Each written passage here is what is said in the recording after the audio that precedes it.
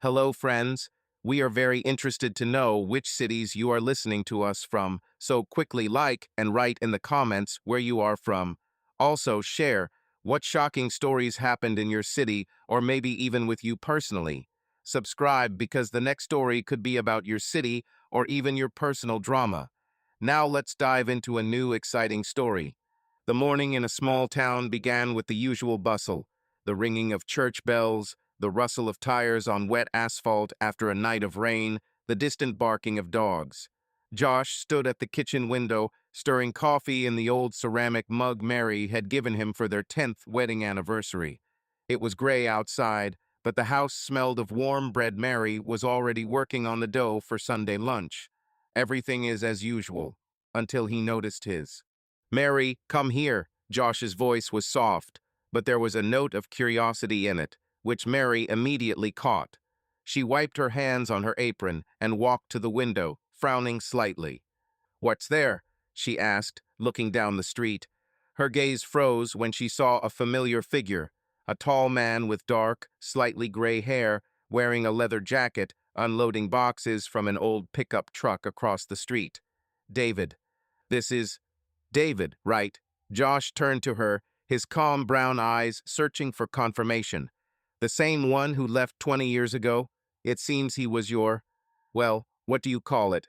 School boyfriend back then?" Mary swallowed, trying to save her face.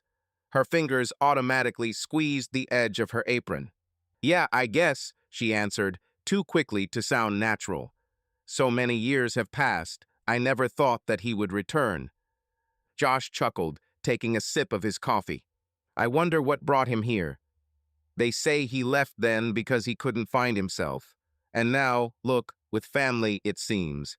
Look, a woman got out of the car, and some guy was with him." Mary took another look out the window. The woman Clara, she would later learn, was thin, with sharp features and short blonde hair. She said something sharply to David, pointing to the boxes. Standing nearby was Lucas, a lanky teenager with an open smile, who immediately picked up one of the boxes and headed towards the house. "Well, maybe he's decided to settle down," Mary muttered, turning away from the window. Her voice was shaking, but Josh didn't seem to notice. He was too busy with his thoughts. "It's strange that he chose this particular city." "Nothing changes here." Josh put the mug on the table and reached for the newspaper. "Although, I remember how he looked at you then. It was as if you were the center of his world." Mary froze, her heart beating faster. She turned to the stove, pretending to check the dough. "Josh, that was 100 years ago," she said with a slight laugh, but it sounded forced. "We were children." "Yes, of course," Josh smiled, turning the page. "It's just funny how life sometimes brings people back to normal. Maybe you should come say hello. Still old friends." "It's not worth it." Mary turned around sharply, her tone a little louder than necessary. Josh raised his eyebrows in surprise. She immediately softened her voice. "I mean, they just arrived. They're probably tired. Let's not bother them." Josh shrugged, turning back to the newspaper. "As you say, dear, but I still think that this is some kind of fate. So many years, and now he is here again." Mary didn't answer. She turned back to the stove, her hands shaking as she rolled out the dough. Fate. The word sounded like a mockery. Meanwhile, across the street, David slammed the door of his pickup truck and wiped the sweat from his brow. Clara stood nearby, arms crossed, her gaze cold and sharp, like a blade. "Are you sure this is a good idea?" she asked, nodding towards the house. "This town. It's so small. Everyone knows everything." "Clara, we've already discussed," David sighed, his voice low with a slight hoarseness. "I was offered a job. Lucas needs stability before college. It's not about the past, it's about the future." "The past always catches up," she snapped, turning to Lucas, who was already returning from home. "Hey, don't carry everything yourself. Let your father do the work too." Lucas grinned, glancing at David. "Come on, Mom, I'm fine. And Dad seems to be already tired of one type of box." "Very funny," David rolled his eyes, but there was warmth in his voice. He took the box and walked towards the house, throwing over his shoulder. Deal with the rest, I'll be back soon. Clara watched him go, her lips compressed into a thin line. She didn't trust this move. Didn't trust David. Something in his eyes when he talked about coming back here made her skin crawl. Evening fell on the town quietly, as always. Mary sat in the living room pretending to read a book while Josh watched TV. Sarah came downstairs with her headphones on, humming to herself. "Mom, I'll go for a walk," she said, pulling on her sneakers. "It's boring here, but it seems like it stopped raining outside." "Isn't it too late?" Mary put the book down. Her voice was soft, but there was anxiety in it. "Mom, I'm 18, Sarah rolled her eyes. "I'll just walk down the street. I'll be back in an hour." "Okay, just don't turn off the phone," Mary sighed, watching her daughter go. Josh chuckled from the couch. "She's just like you, just as stubborn," he said, without looking up from the screen. Mary smiled, but the smile came out forced. She picked up the book again, but her thoughts were far away. She imagined David across the street, his voice, his gaze, and that evening many years ago, which she had buried in her memory, but which now seemed to be resurrected with every step he took in this city. Sarah walked down the street, breathing in the cool air. Her headphones were humming with the rhythm of some new song, but she wasn't really listening. She just wanted movement, freedom. She turned the corner and almost collided with a guy who was carrying an empty box. "Oh, sorry," she jumped back, pulling out one earphone. The guy smiled openly, without a shadow of embarrassment. "It's okay," he said, grabbing the box with one hand. "I'm new here. I haven't learned to look around yet." "New guy?" Sarah squinted, looking at him. "Tall, with disheveled blonde hair and light stubble. Cute. Where?" "We just moved in." He nodded towards the house across the street from her own. "My name is Lucas." "Sarah." She extended her hand, and he shook it, still smiling. "Welcome, I guess. There's not much interesting here." "Well, I've already run into you, so that's a good start." Lucas laughed, and Sarah couldn't help but smile back. "Okay, you clearly know how to talk," she said, crossing her arms. "What do you do with your family?" "We're unpacking, arguing about where to put the sofa." Lucas shrugged. "It's a common thing." "How long have you been living here?" "All my life," Sarah sighed. "Sometimes it seems like I'm stuck here forever." "Maybe I'll get you out," he winked, and she rolled her eyes, but the corners of her lips still twitched. "Let's see, new guy," she said, putting the earphone back on. "See you." "Definitely," Lucas replied, looking after her. Meanwhile, in the house across the street, David stood at the window, looking out onto the street. He saw Sarah leave and noticed Lucas returning with an empty box. But his gaze caught on the house opposite, Mary's house. He clenched his fists, feeling the past he tried to forget knocking on his door again. "Are you okay?" Clara's voice brought him out of his thoughts. She stood in the doorway, holding a stack of plates in her hands. "Yes, I'm just tired," he lied, turning away from the window. "Let's figure out the rest tomorrow." Clara nodded. Mary went to bed later than everyone else, turning off the light in the living room. Josh was already snoring upstairs, and Sarah returned and locked herself in her room. But sleep did not come. She lay looking at the ceiling and listened as the rain began to patter on the roof again. Morning came too quickly. Josh left for work, kissing her on the forehead as usual and muttering something about a meeting with suppliers. Sarah was still sleeping, her door was closed, and muffled music was coming from under it. Mary was left alone in the house, with a cup of cold tea in her hands and her eyes glued to the window. She saw Clara come out of the house opposite, took a quick look around, and got into the car. Lucas followed, stretching and yawning, and then disappeared around the corner with his backpack slung over his shoulder. David was nowhere to be seen. Maybe he was still sleeping. She put the cup on the table and stood up, deciding to keep herself busy. But as soon as she took a rag to wipe the tabletop, his voice popped into her head.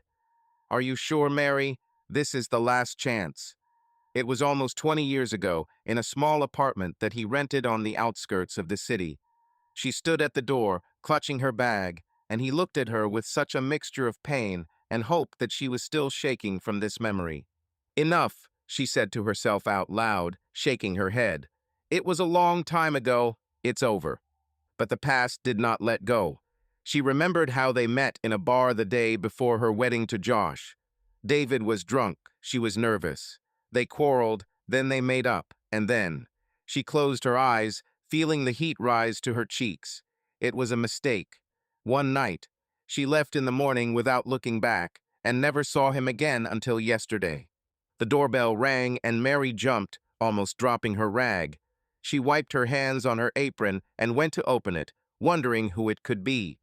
Mrs. Henderson, the neighbor from the end of the street, stood on the threshold, with a constant smile and a basket of fresh rolls in her hands. "Good morning, Mary," she sang, holding out the basket. "I baked it this morning and decided to share. How are you and Josh doing?" "Good, Mrs. Henderson." Mary forced herself to smile, accepting the gift. "Everything is fine, thank you. What about you?" "Oh, I'm fine, honey. But do you know what I saw today?" The old woman lowered her voice, as if she was about to tell a state secret. "New tenants across the street. Family, it seems. Man, woman, and guy. Do you know them?" Mary swallowed, trying not to give herself away. "No, I don't think so," she lied. "I just saw them arrive yesterday." Hmm, Mrs. Henderson squinted. "The man seemed familiar to me. Maybe he lived here before? Some kind of. David, I think.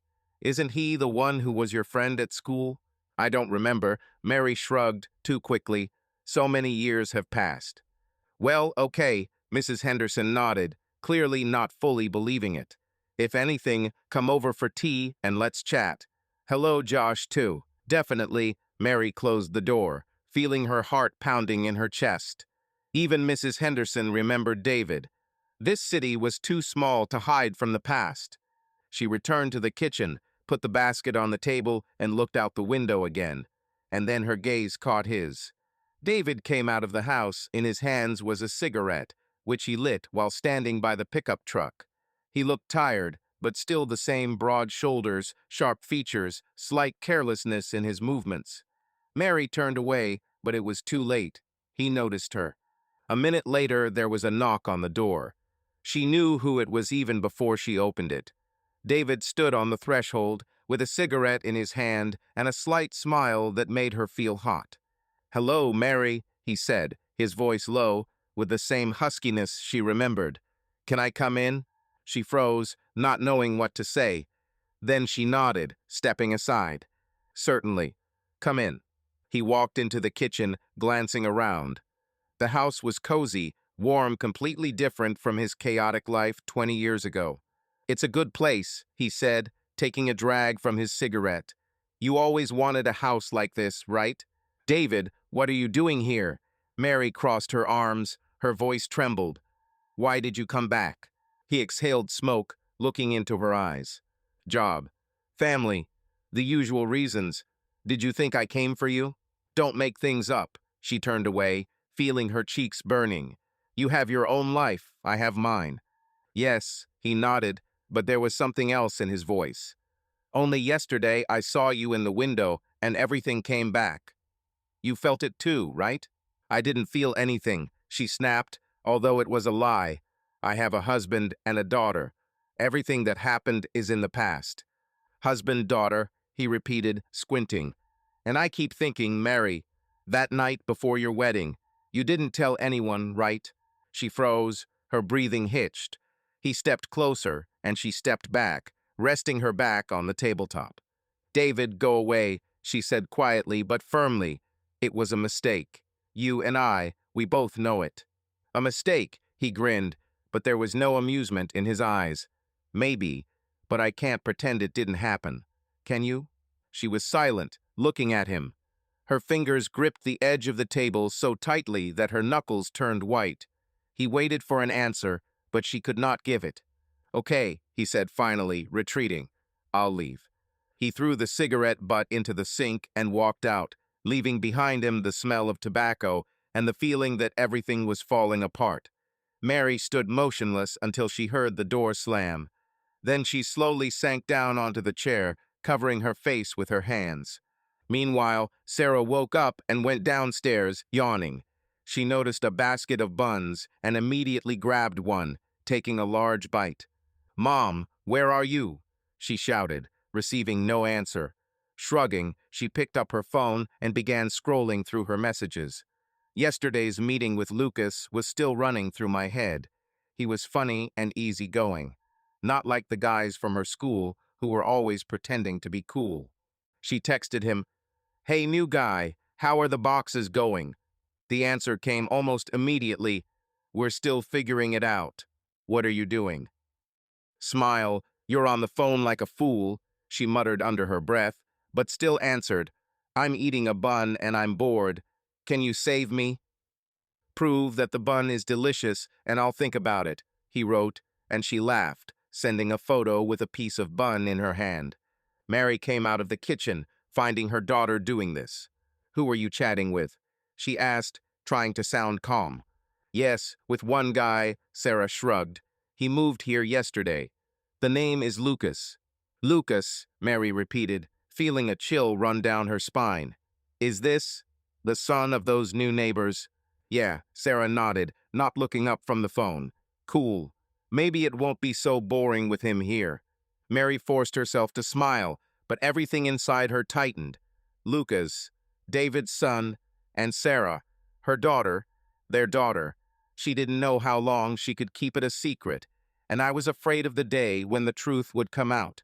The day went on as usual, but for Mary it dragged on painfully long. After David left, she tried to keep herself busy. She washed the dishes, wiped the dust, even started sorting out old boxes in the pantry, just to not think. But his words echoed in my head. She hated him for this confidence, for how easily he revealed her carefully hidden feelings. By noon, Sarah went for a walk, leaving a casual, "I'll be back for dinner." Josh hasn't returned from work yet, and the house is empty again. Mary was standing at the window, looking out onto the street, when she noticed movement. David came out of the house opposite, this time without a cigarette, but with the same tense expression on his face. He looked around, as if checking to see if anyone was nearby, and headed towards her house. Mary's heart jumped, but she didn't even have time to decide what to do. He was already on the threshold. The knock on the door was sharp and demanding. She opened it without looking him in the eye. "What else, David?" she asked, her voice colder than she intended. "We need to talk," he said, crossing the threshold uninvited. "And don't pretend that you don't need it." "I told you everything I wanted this morning." Mary closed the door, crossing her arms. "Leave." He turned to her. His gaze was firm, but a shadow of doubt flashed through it. "Mary, I'm not going to pretend that nothing happened. You can pretend to be a happy wife all you want, but I saw your eyes yesterday, and today too." "You didn't see anything." She stepped back, trying to keep her distance. "These are your fantasies, David. You have a wife, a son. Why did you even come here?" "Because I can't get you out of my head." He raised his voice, but then stopped short, clenching his fists. 20 years, Mary. I thought I forgot everything. And then I saw you in that damn window, and everything collapsed." She remained silent, feeling her resolve melt under his gaze. He was still the same hot-tempered, stubborn, but with that damned charisma that she couldn't brush aside. "It was a mistake," she said finally, almost in a whisper. "One night, I chose Josh. You left. End of story." "End of story?" He grinned, but the laugh came out bitter. "What if I say that I didn't want to leave? That I left because you didn't give me a choice?" "Don't start." She shook her head. "You decided it yourself. I didn't force you." "No, I didn't force you," he nodded, stepping closer. "But you didn't stop. You just left this morning, Mary." She didn't even look back. Her breathing hitched.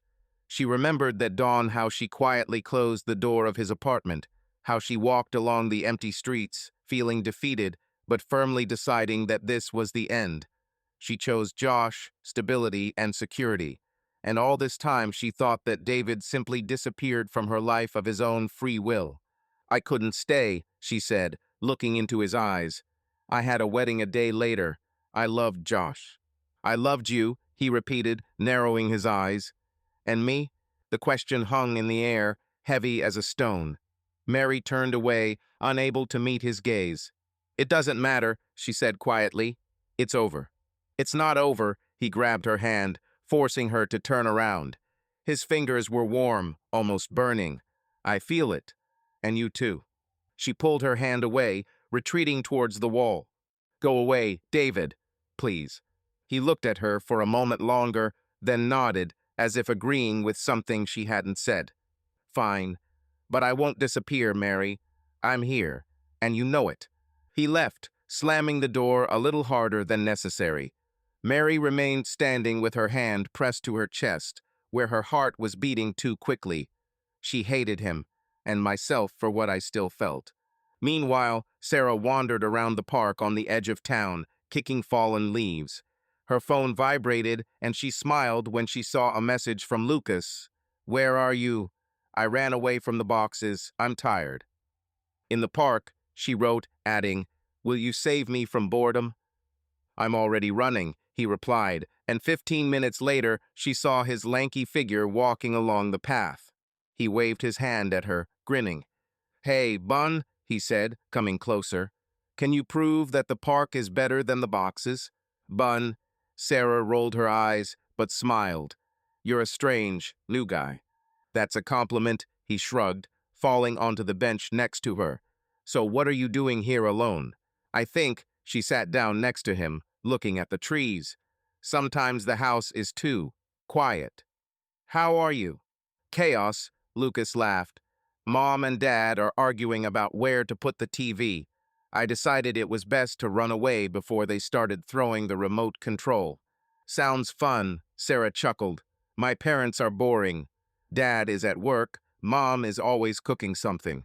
"Boring is good," he said, looking at her. "Mine are always on edge, especially Mom.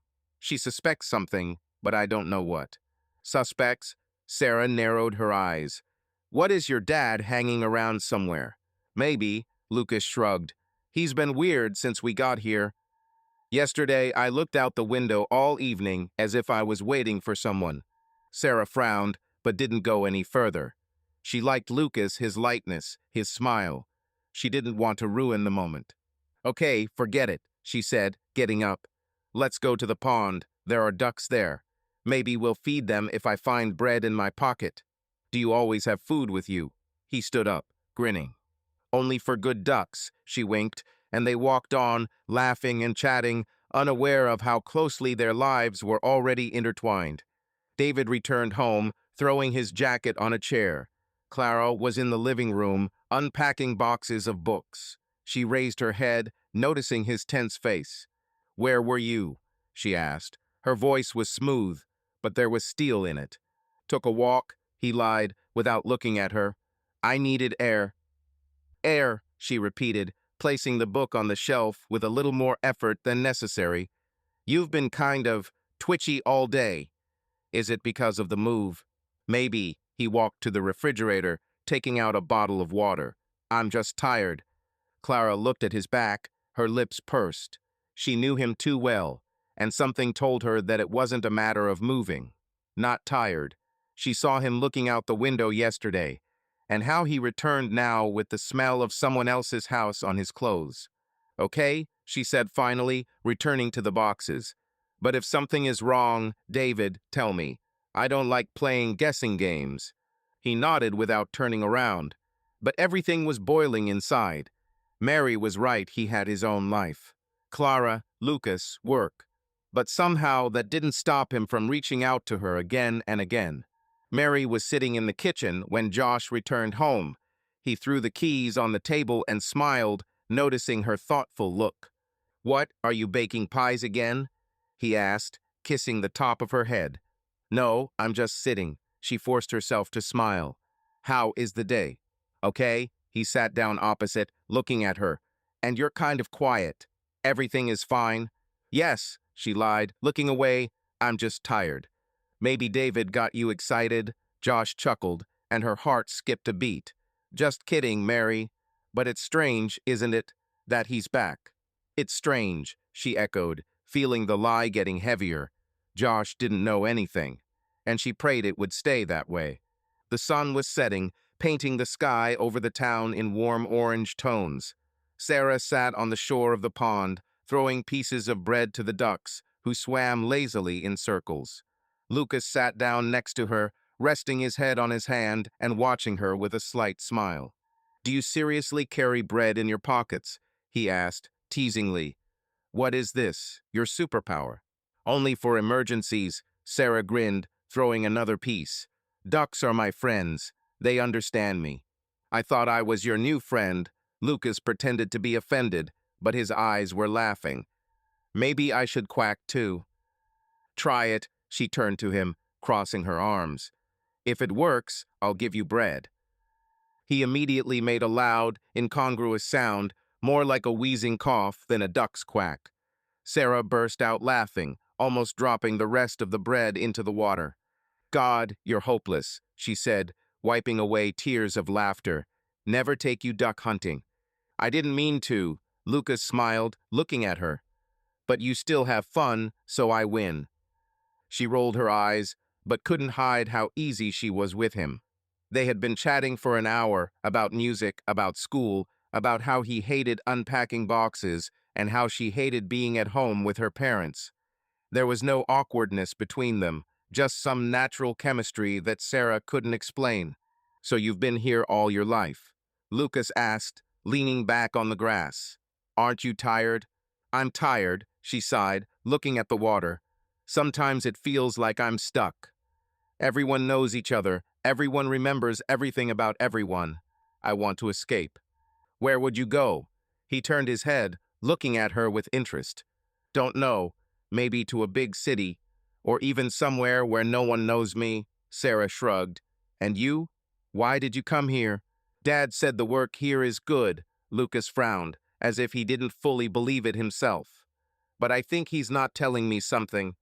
He's been weird since we got here." "Strange." Sarah narrowed her eyes. "In terms of—" "Well, thoughtful," Lucas shrugged. "Yesterday I was silent all evening, but this morning I went somewhere and came back even more gloomy." Mom noticed this too, but he brushed it off. Sarah nodded, not knowing what to say. She didn't care what Lucas' parents said, she just liked listening to him. She tossed the last piece of bread to the ducks and stood up, dusting off her jeans. "Let's go for another walk," she suggested, "before it gets dark."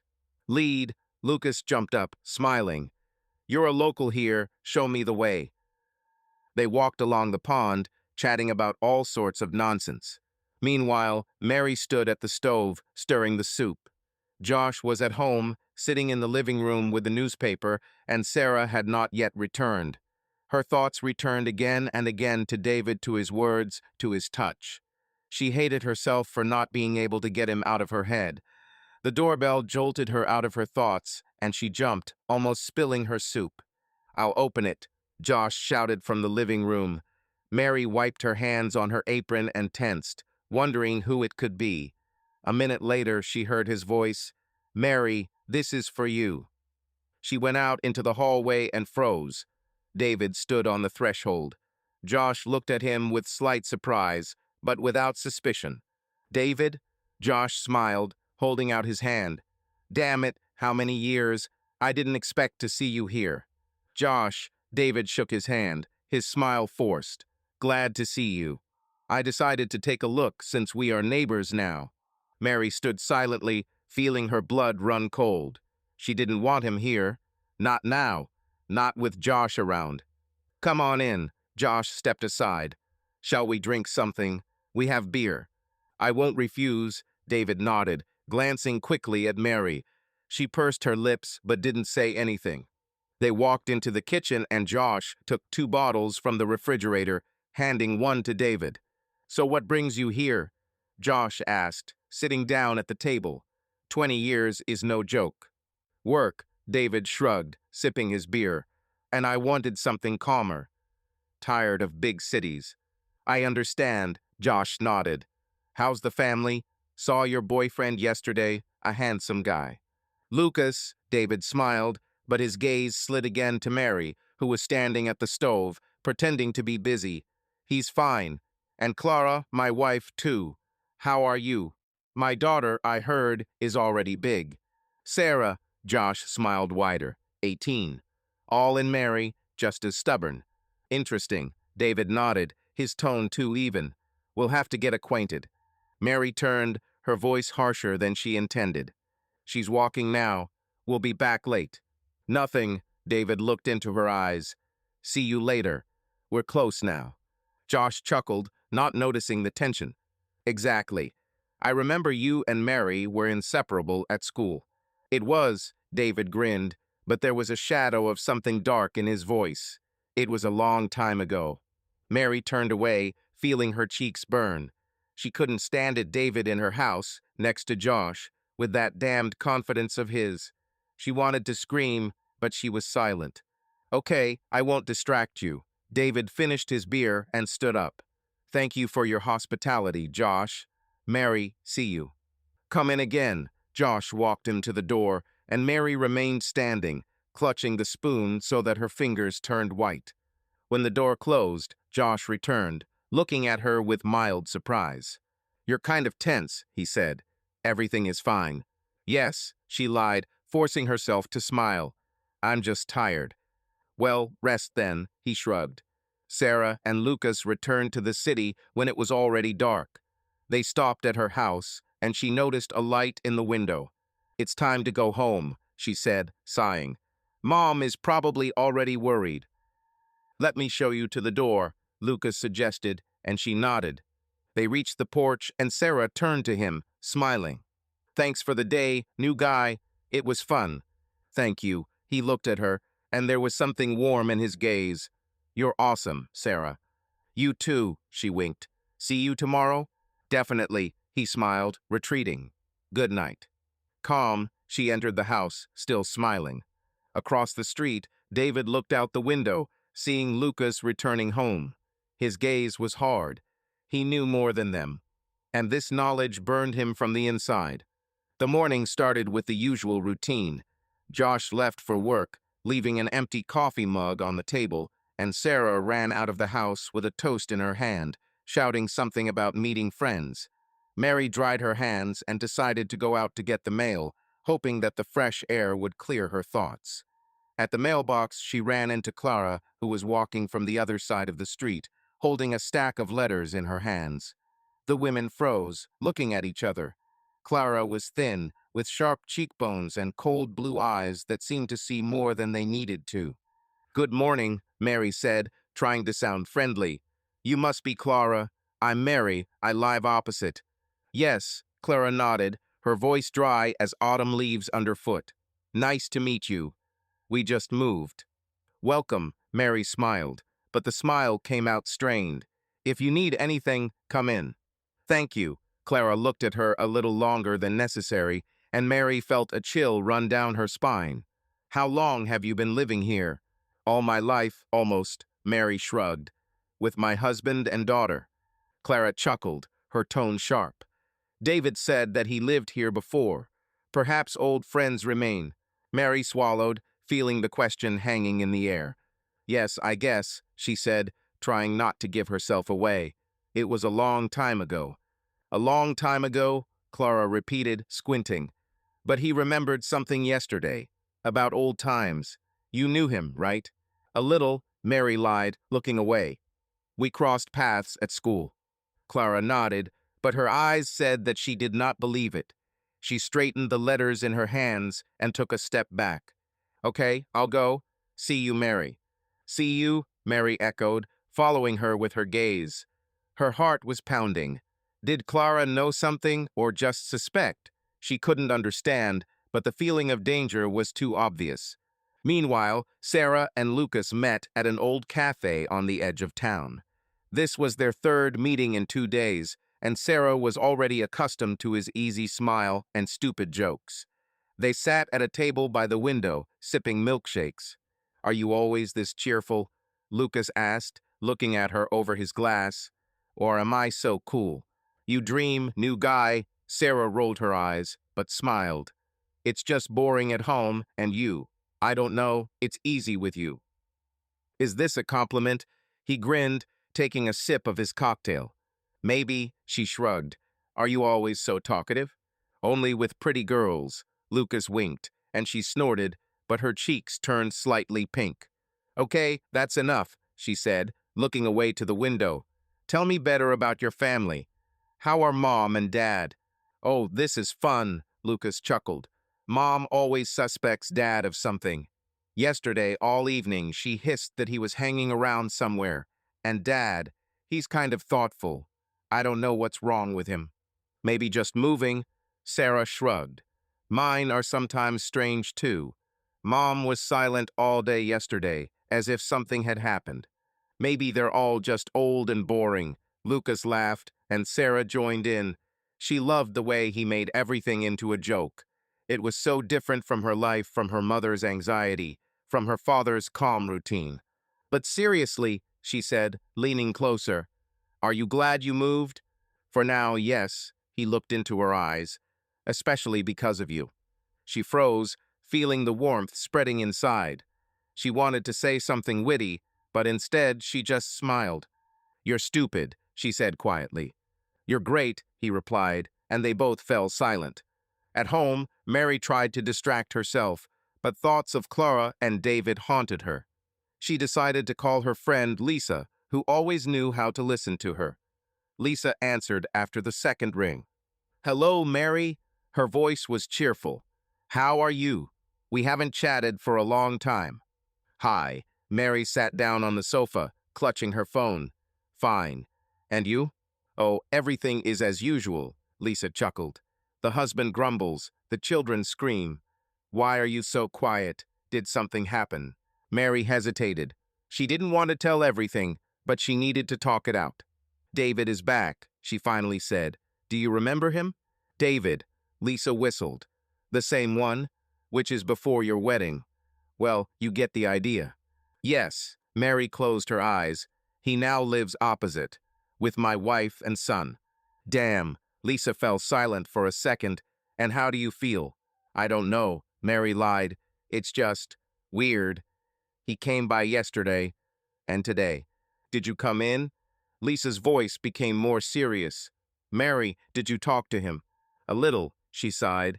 He remembers everything, Lisa. Me too. Oh, girl, Lisa clicked her tongue. This is bad. Does Josh know? No, Mary squeezed the phone tighter. And I don't want him to find out. Then stay away from David, Lisa said firmly. You chose Josh. It was a long time ago. Don't ruin everything because of old mistakes. I know, Mary nodded, although Lisa didn't see her. But he doesn't leave. And I see how Sarah communicates with his son. With your son?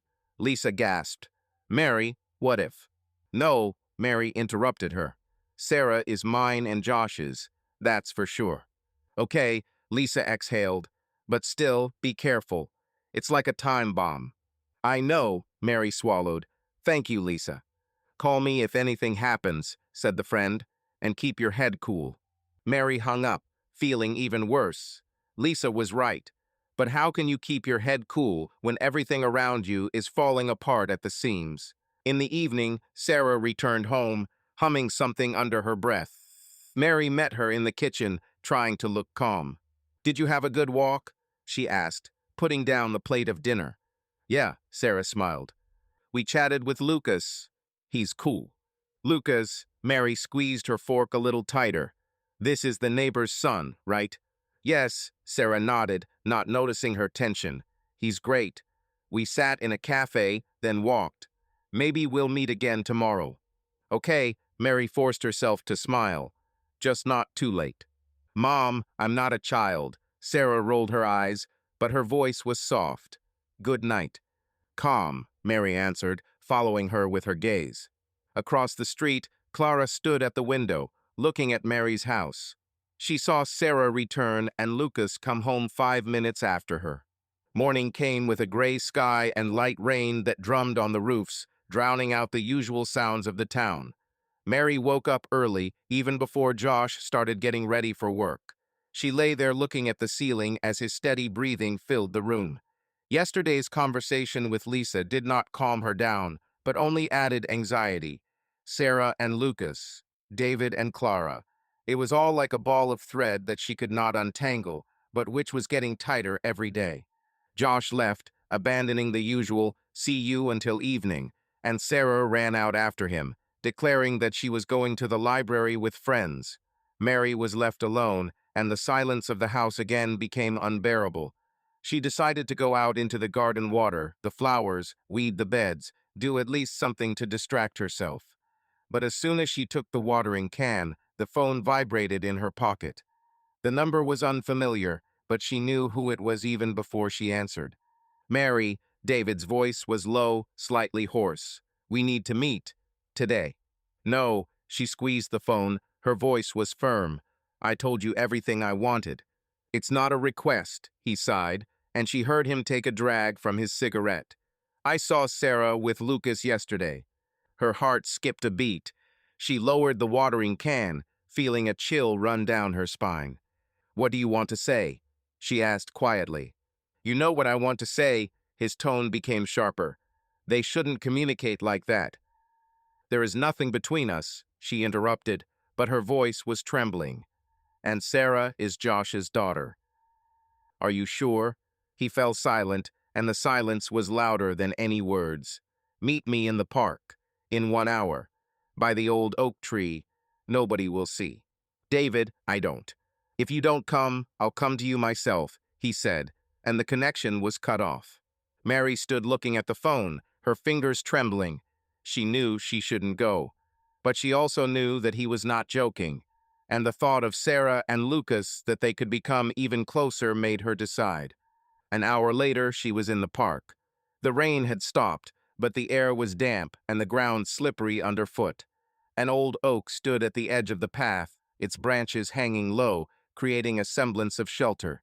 David was already there, leaning against the trunk, cigarette in hand. He looked tired. The shadows under his eyes made his face look older. "You've come," he said, blowing out smoke. "I thought you'd be chicken." "I didn't chicken out." Mary crossed her arms, trying to keep her distance. "What do you want?" "The truth." He looked into her eyes. "Sarah and Lucas. They communicate. I saw them yesterday at the cafe. Still just friends. They're close, Mary. Too close. They're just friends." Her voice trembled. "They are 18. They walk and chat.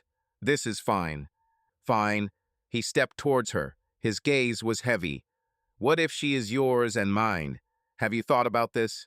"She's not yours." Mary raised her voice, retreating. "I counted. The dates align with Josh. This is his daughter." "I thought so," he grinned, but the laugh was bitter. "What if I was wrong? You didn't take the test, right?"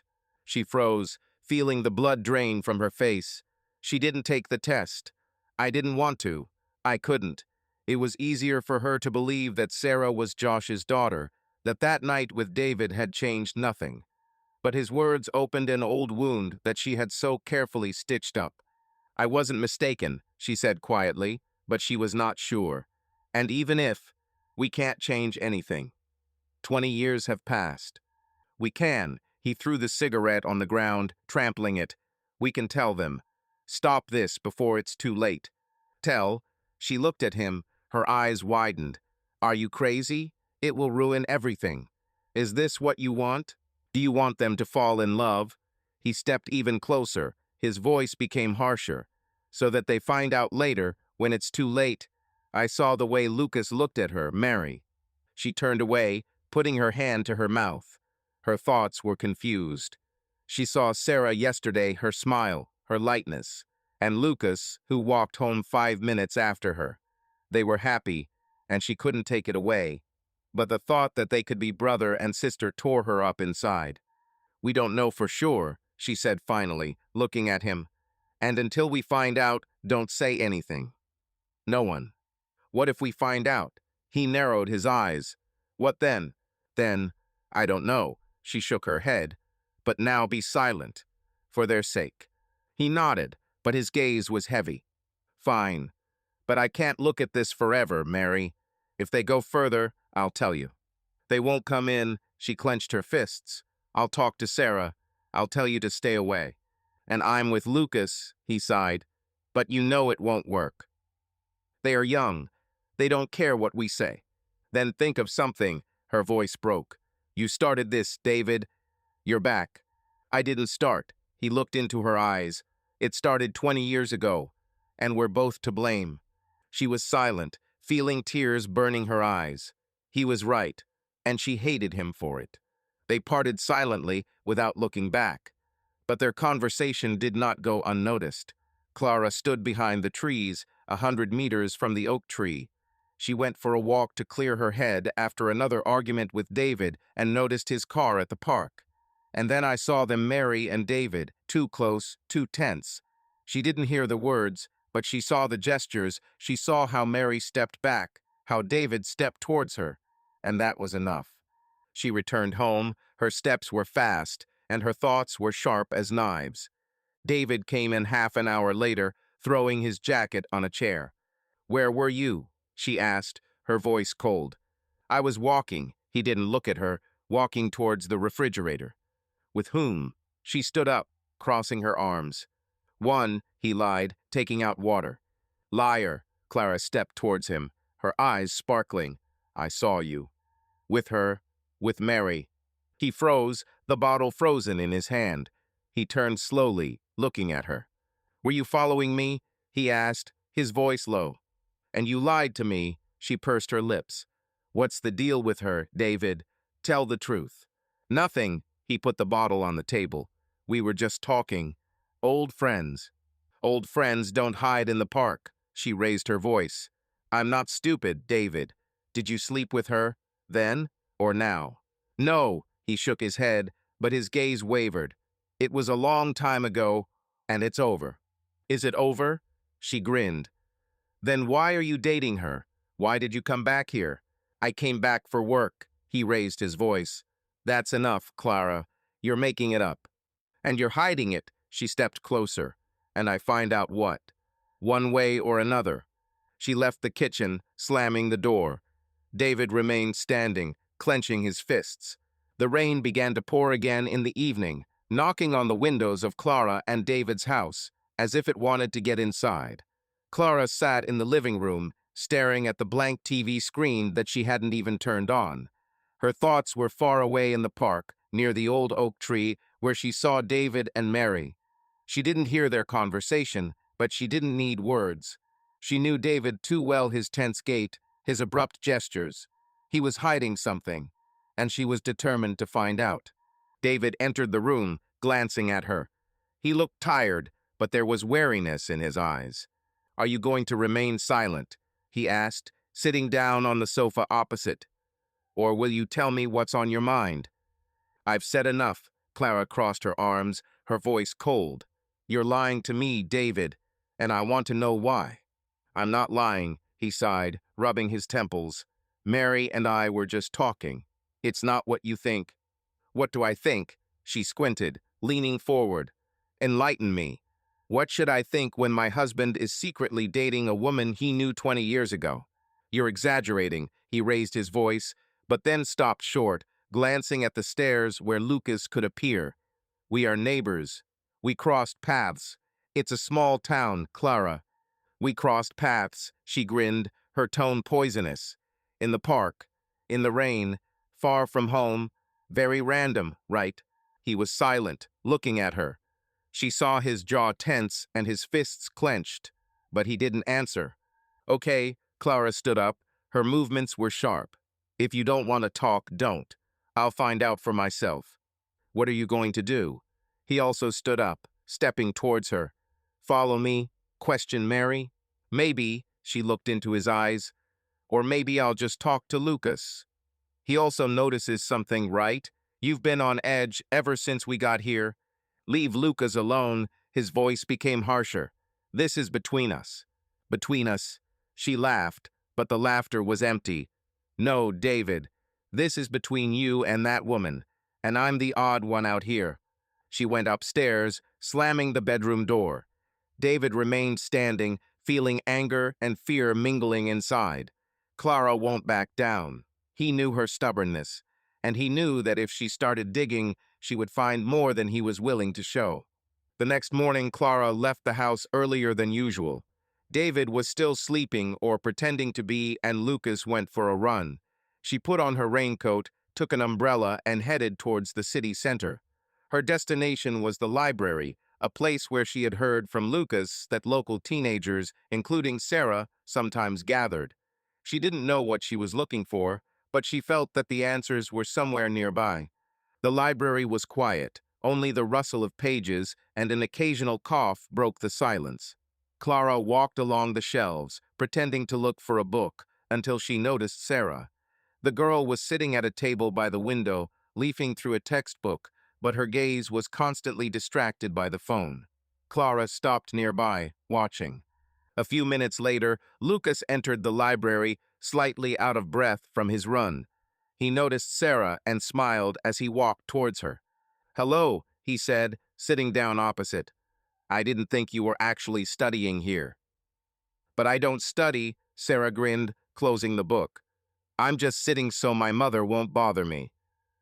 "Clever," Lucas laughed, throwing his backpack on the chair. "And I ran away from household chores.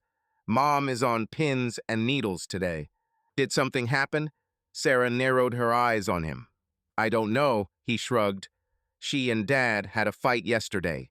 Again, I'm already used to it. Mine quarrel sometimes too," Sarah sighed. "But Mom has been kind of strange lately. Yesterday I was silent all evening. Maybe it's because of us?" Lucas winked. "We're too tough, and they don't know what to do." "Dream," she snorted, but smiled. "Although, she asked something about you, like, who are you?" "Seriously." He raised an eyebrow. "And what did you say?" "That you're new and cool," Sarah shrugged. She seemed to have calmed down. Clara listened, standing behind the shelf. Her fingers gripped the edge of the book she was holding. Mary asked about Lucas. Why? She saw how Sarah and Lucas laughed, how easily they chatted, and something in their similarity, in their manners pricked her. She couldn't explain, but her intuition screamed that there was more here than just the friendship of neighboring children. She left the library. Her steps were fast. She needed to check. She needed to know. At home, Clara waited until Lucas went for a walk and headed to the bedroom. She knew where David kept old things, a box of photographs and letters that he never opened in front of her. She pulled it out from under the bed, feeling her heart pounding in her chest. Inside were pictures of David in his youth, with friends at parties. And then she found her. Photo by Mary. She stood next to David, laughing, her hand on his shoulder. On the back it was written, "Summer 2004, the best time." Clara clutched the photo, her breath hitching. 2004. A year before David's wedding to her, and a year before Lucas was born. She knew he had dated someone before her, but he never said who. Now she understood. She put the photo back when she heard David's footsteps on the stairs. He walked in, noticing the box. "What are you doing?" he asked, his voice tense. "I'm cleaning," she lied, standing up. "Where have you been?" "On the street," he squinted, looking at her. "Are you okay?" In full, she smiled, but the smile was cold. "I was just remembering old times." He nodded, but his gaze lingered on the box. Meanwhile, Mary was sitting in the kitchen, looking at the phone. She wanted to call Sarah, tell her to stay away from Lucas, but she couldn't find the words. Instead, she wrote, "Sarah, where are you?" "In the library," came the answer a minute later. "With Lucas. Home soon." Mary clutched the phone, feeling fear tightening her chest. The rain did not stop all day, turning the streets of the town into mirrors of puddles. Sarah and Lucas walked out of the library with their hoods pulled up. They decided to go for a walk. Despite the weather, they didn't care, as long as they didn't have to return home, where tense parents and unspoken questions awaited them. "Aren't you afraid of getting wet?" Lucas asked, looking at her with a smile. His hair was already stuck to his forehead, but he didn't seem to notice. "I'm not sugar," Sarah snorted, splashing the puddle so that the splashes hit him. "What? Are you afraid?" "I?" He laughed, jumping to the side. "Yes, I am a champion in puddles. Look." He jumped into the nearest puddle, raising a fountain of water. Sarah squealed, covering herself with her hands, but immediately jumped after her, and a minute later they were running down the street, laughing like children. The rain drummed on their jackets, but they were warm from the movement, from the jokes, from how easy it was for them to be together. They stopped at an old shelter on the edge of the park to catch their breath. Sarah shook the water out of her hair, looking at Lucas. His eyes sparkled, and she suddenly realized that she didn't want this moment to end. "You're crazy," she said, smiling. "Aren't you?" He stepped closer, wiping a drop from her cheek. "We're both wet like fools, and we're still laughing." "Because you're fun," she looked into his eyes, and her voice became quieter. "I'm serious, Lucas. You're awesome." He froze, his hand still on her face. The rain pattered on the roof of the shed, drowning out everything around, and there was something about the sound that made the moment all too real. "You too," he said quietly. "I didn't think I'd find someone like you here." Meanwhile, Mary stood at the window, looking at the rain. She saw Sarah and Lucas walking down the street holding hands, and her heart sank. She turned to the phone and dialed David's number. "They're together," she said when he answered. "I just saw it. They go home, holding hands." "Damn," David exhaled, and she heard him slam the car door. "I told you, Mary, this is going too far." "What are you suggesting?" Her voice trembled. "Forbid them to see each other? They won't listen. We have to tell," he raised his voice, "until they—" "No," she cut him off. "We don't know for sure. I won't ruin her life because of your assumptions." "This is not speculation," he almost shouted. "You saw her, Mary. She looks like me. Eyes, smile. You can lie to yourself, but I see." "That's enough." She squeezed the phone. "I'll talk to her. I'll tell you to stay away. You do the same with Lucas." "This won't work," he sighed. She hung up, feeling tears burning her eyes. She didn't want to believe him, but the longer she thought, the more she doubted. Sarah walked into the house, shaking water off her jacket. Mary met her in the hallway, trying to look calm. "Are you wet?" she asked, holding out a towel. "Yeah," Sarah smiled, drying her hair. "We were walking with Lucas. The rain caught us." "With Lucas," Mary repeated, her voice even. "You spend a lot of time together." "Well, yes," Sarah shrugged, not noticing the tension. "He's great. It's easy for me with him." "Sarah," Mary swallowed, searching for words. "Maybe we should. Communicate with him less." "Why?" Sarah frowned, looking at her. "What's wrong?" "It's just. He's new," Mary hesitated, "and you're getting too close too quickly. I'm worried." "Mom, I'm 18, Sarah rolled her eyes. "I'm not a child, and I like him. What's wrong with that?" "Nothing," Mary forced herself to smile. "Just be careful, okay?"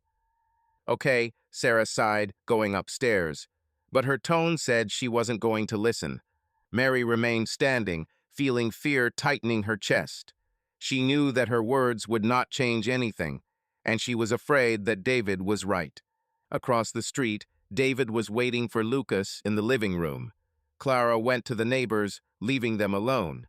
Lucas walked in, throwing his wet backpack onto the floor. "Where have you been?" David asked, his voice tense. "I was walking," Lucas shrugged, taking off his jacket.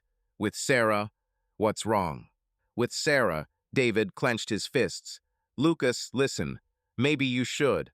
Not see her so often." "Why?"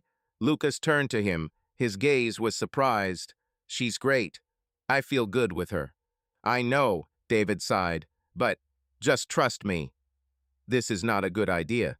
"Dad, are you serious?" Lucas frowned. "What's wrong with you? You've been weird since we got here." "Nothing." David turned away. "Just do as I say." "No," Lucas shook his head. "I don't understand what's going on, but I won't avoid her because of your troubles." He went to his room, slamming the door. David remained standing, feeling how everything was collapsing. He knew Lucas wouldn't listen, and he knew that Clara was looking at him more and more suspiciously. Late in the evening, he called Mary. "It didn't work out," he said, his voice tired. "Lucas doesn't listen." "Sarah, too," she sighed. "What now?" "I don't know." He fell silent. "But we can't wait. This is dangerous, Mary." She didn't answer. She knew he was right, but she couldn't bring herself to admit everything it would ruin their lives. Morning came with a light fog that shrouded the town, muffling sounds and blurring the outlines of houses. Mary woke up with a heavy head. The dream was restless, full of snatches of conversations with David and anxious glances from Sarah. She went down to the kitchen, where Josh was already drinking coffee and leafing through the newspaper.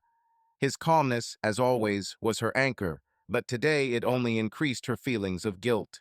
"Good morning," he said, without looking up from the pages. "Did you go to bed late yesterday?" "Yes," Mary nodded, pouring herself some water. "I couldn't sleep."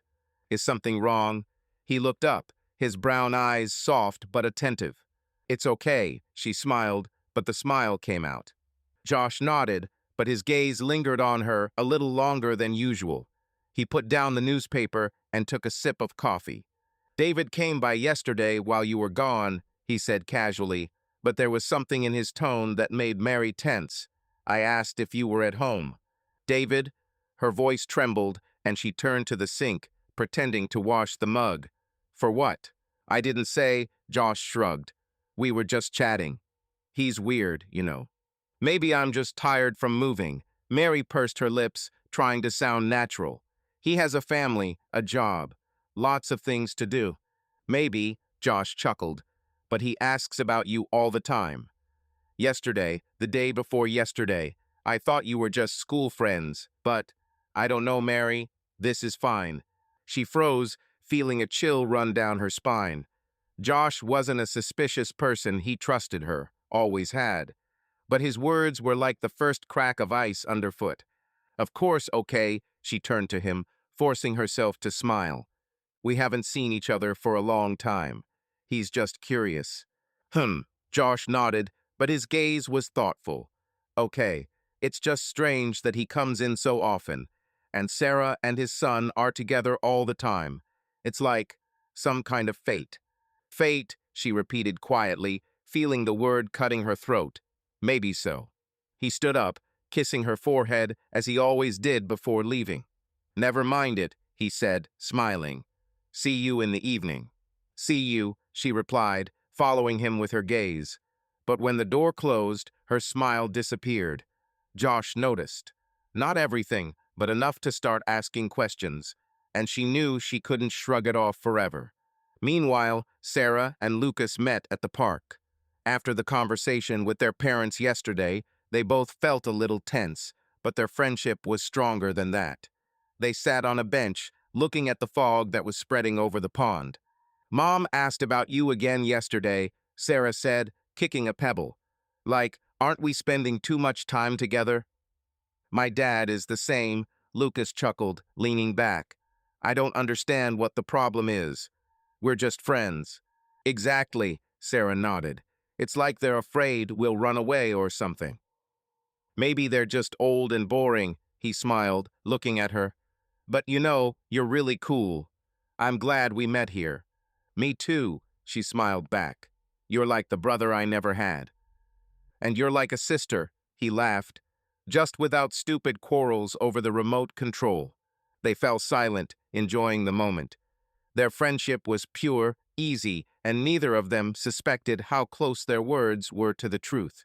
At home, Mary tried to keep herself busy, but thoughts about Josh and David would not let go. She decided to call Lisa to talk it out. "Josh suspects something," she said when her friend answered. "Not directly, but he noticed that David comes in often." "Damn, Mary," Lisa sighed. "I told you, stay away from him." "Now what?" "I don't know." Mary squeezed the phone. "I can't tell him. This will kill him. What if he finds out himself?" Lisa's voice became more serious. "You've seen David since he came back. This is not just friendship, and Josh is not blind." "I know," Mary closed her eyes. "But what can I do? Ban him from coming. He will still find a way." "Then tell him the truth," Lisa said quietly but firmly. "Not all of it, but part of it. That you were close once upon a time. Let Josh know what he's dealing with." "No," Mary shook her head. "This will only make things worse. He will start digging." "And he's already digging," Lisa chuckled. "You said it yourself, he notices. It's better for you to tell than for him to figure it out on his own." Mary was silent, feeling fear tightening her chest. Lisa was right, but the thought of revealing even part of the truth to Josh scared her terribly. "I'll think about it," she said finally. "Thank you, Lisa." "Hold on," the friend answered, "and call if anything happens." Mary hung up. That evening, Josh returned home earlier than usual. He threw the keys on the table and sat down opposite Mary, who was preparing dinner. "I was thinking today," he began. His voice was calm, but there was a note of tension in it. "About David." "What about him?" Mary froze without turning around. "You were more than just friends, right?" He said it quietly, but every word was like a blow. "At school, I mean." She turned slowly, her fingers gripping the edge of the tabletop. "Josh, it's been a long time," she said, trying to sound even. "We were friends. Sometimes closer than necessary, but that ended when I met you." "Closer than necessary," he nodded, looking into her eyes. "And he returned. And now here. Is this a coincidence?" "Yes," she swallowed. "He's just a neighbor. Nothing more." "Okay." Josh stood up, his gaze hard. "I believe you, Mary. But if something is wrong, tell me. Please don't make a fool of me." He went into the living room, leaving her alone. She sank into a chair, feeling tears burning her eyes. He believed her. Bye. But she knew that his trust was a thin thread that could break at any moment. The night was turbulent for everyone. Mary tossed and turned in bed, replaying the conversation with Josh in her head, his words about trust, which sounded like a warning. Josh slept next to him, but his breathing was uneven, as if he, too, could not find peace. Across the street, Clara lay with her eyes open, looking at the ceiling, while David snored on the other side of the bed.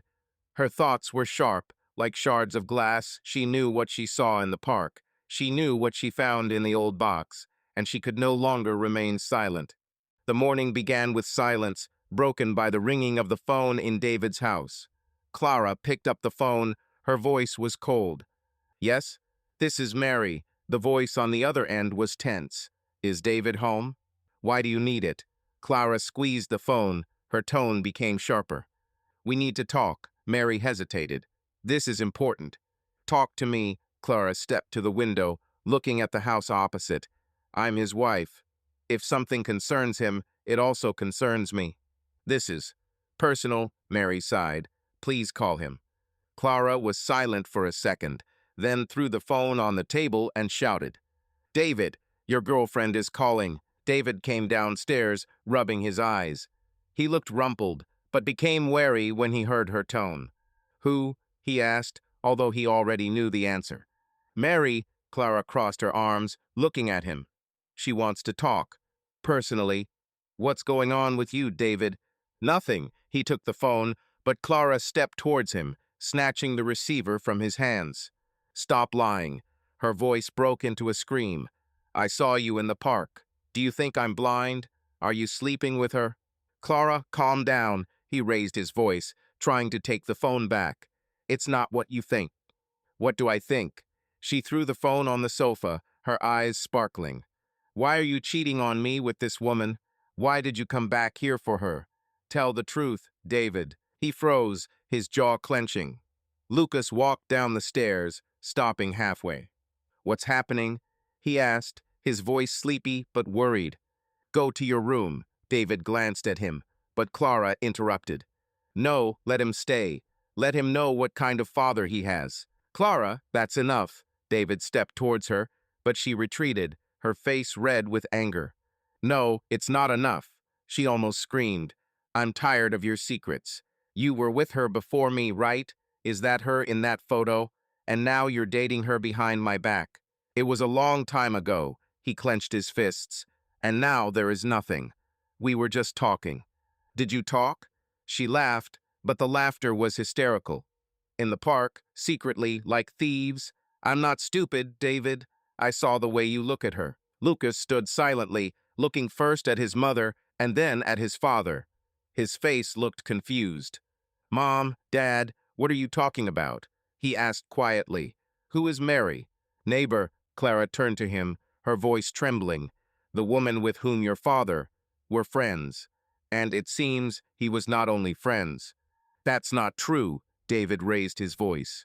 Lucas, go upstairs. It's none of your business. No, let him know. Clara grabbed his hand when he tried to leave. You are destroying our family, David. Do you think I won't notice? You came up with everything. He pulled his hand away, his voice becoming harsher. Yes, Mary and I were close once upon a time. But it's over. I'm with you. I chose you. Then why are you dating her? She stepped towards him, her eyes full of tears. Why do you lie to me every day? He was silent, looking at her. The truth was too hard to tell now, but the lie no longer worked. I'm leaving. Clara turned to the door, grabbing her bag. I need to think. I advise you to. Clara, wait. He stepped after her, but she had already left, slamming the door so hard that the glass shook. Lucas looked at his father, his gaze full of questions. This is true. He asked quietly, Are you cheating on your mom with someone? No, David shook his head, but his voice was tired. It's old. I'm not cheating. But it's complicated, Lucas. It's difficult. Lucas nodded, but his tone was cold. Clear. He went upstairs, leaving David alone. He sat down on the sofa, covering his face with his hands.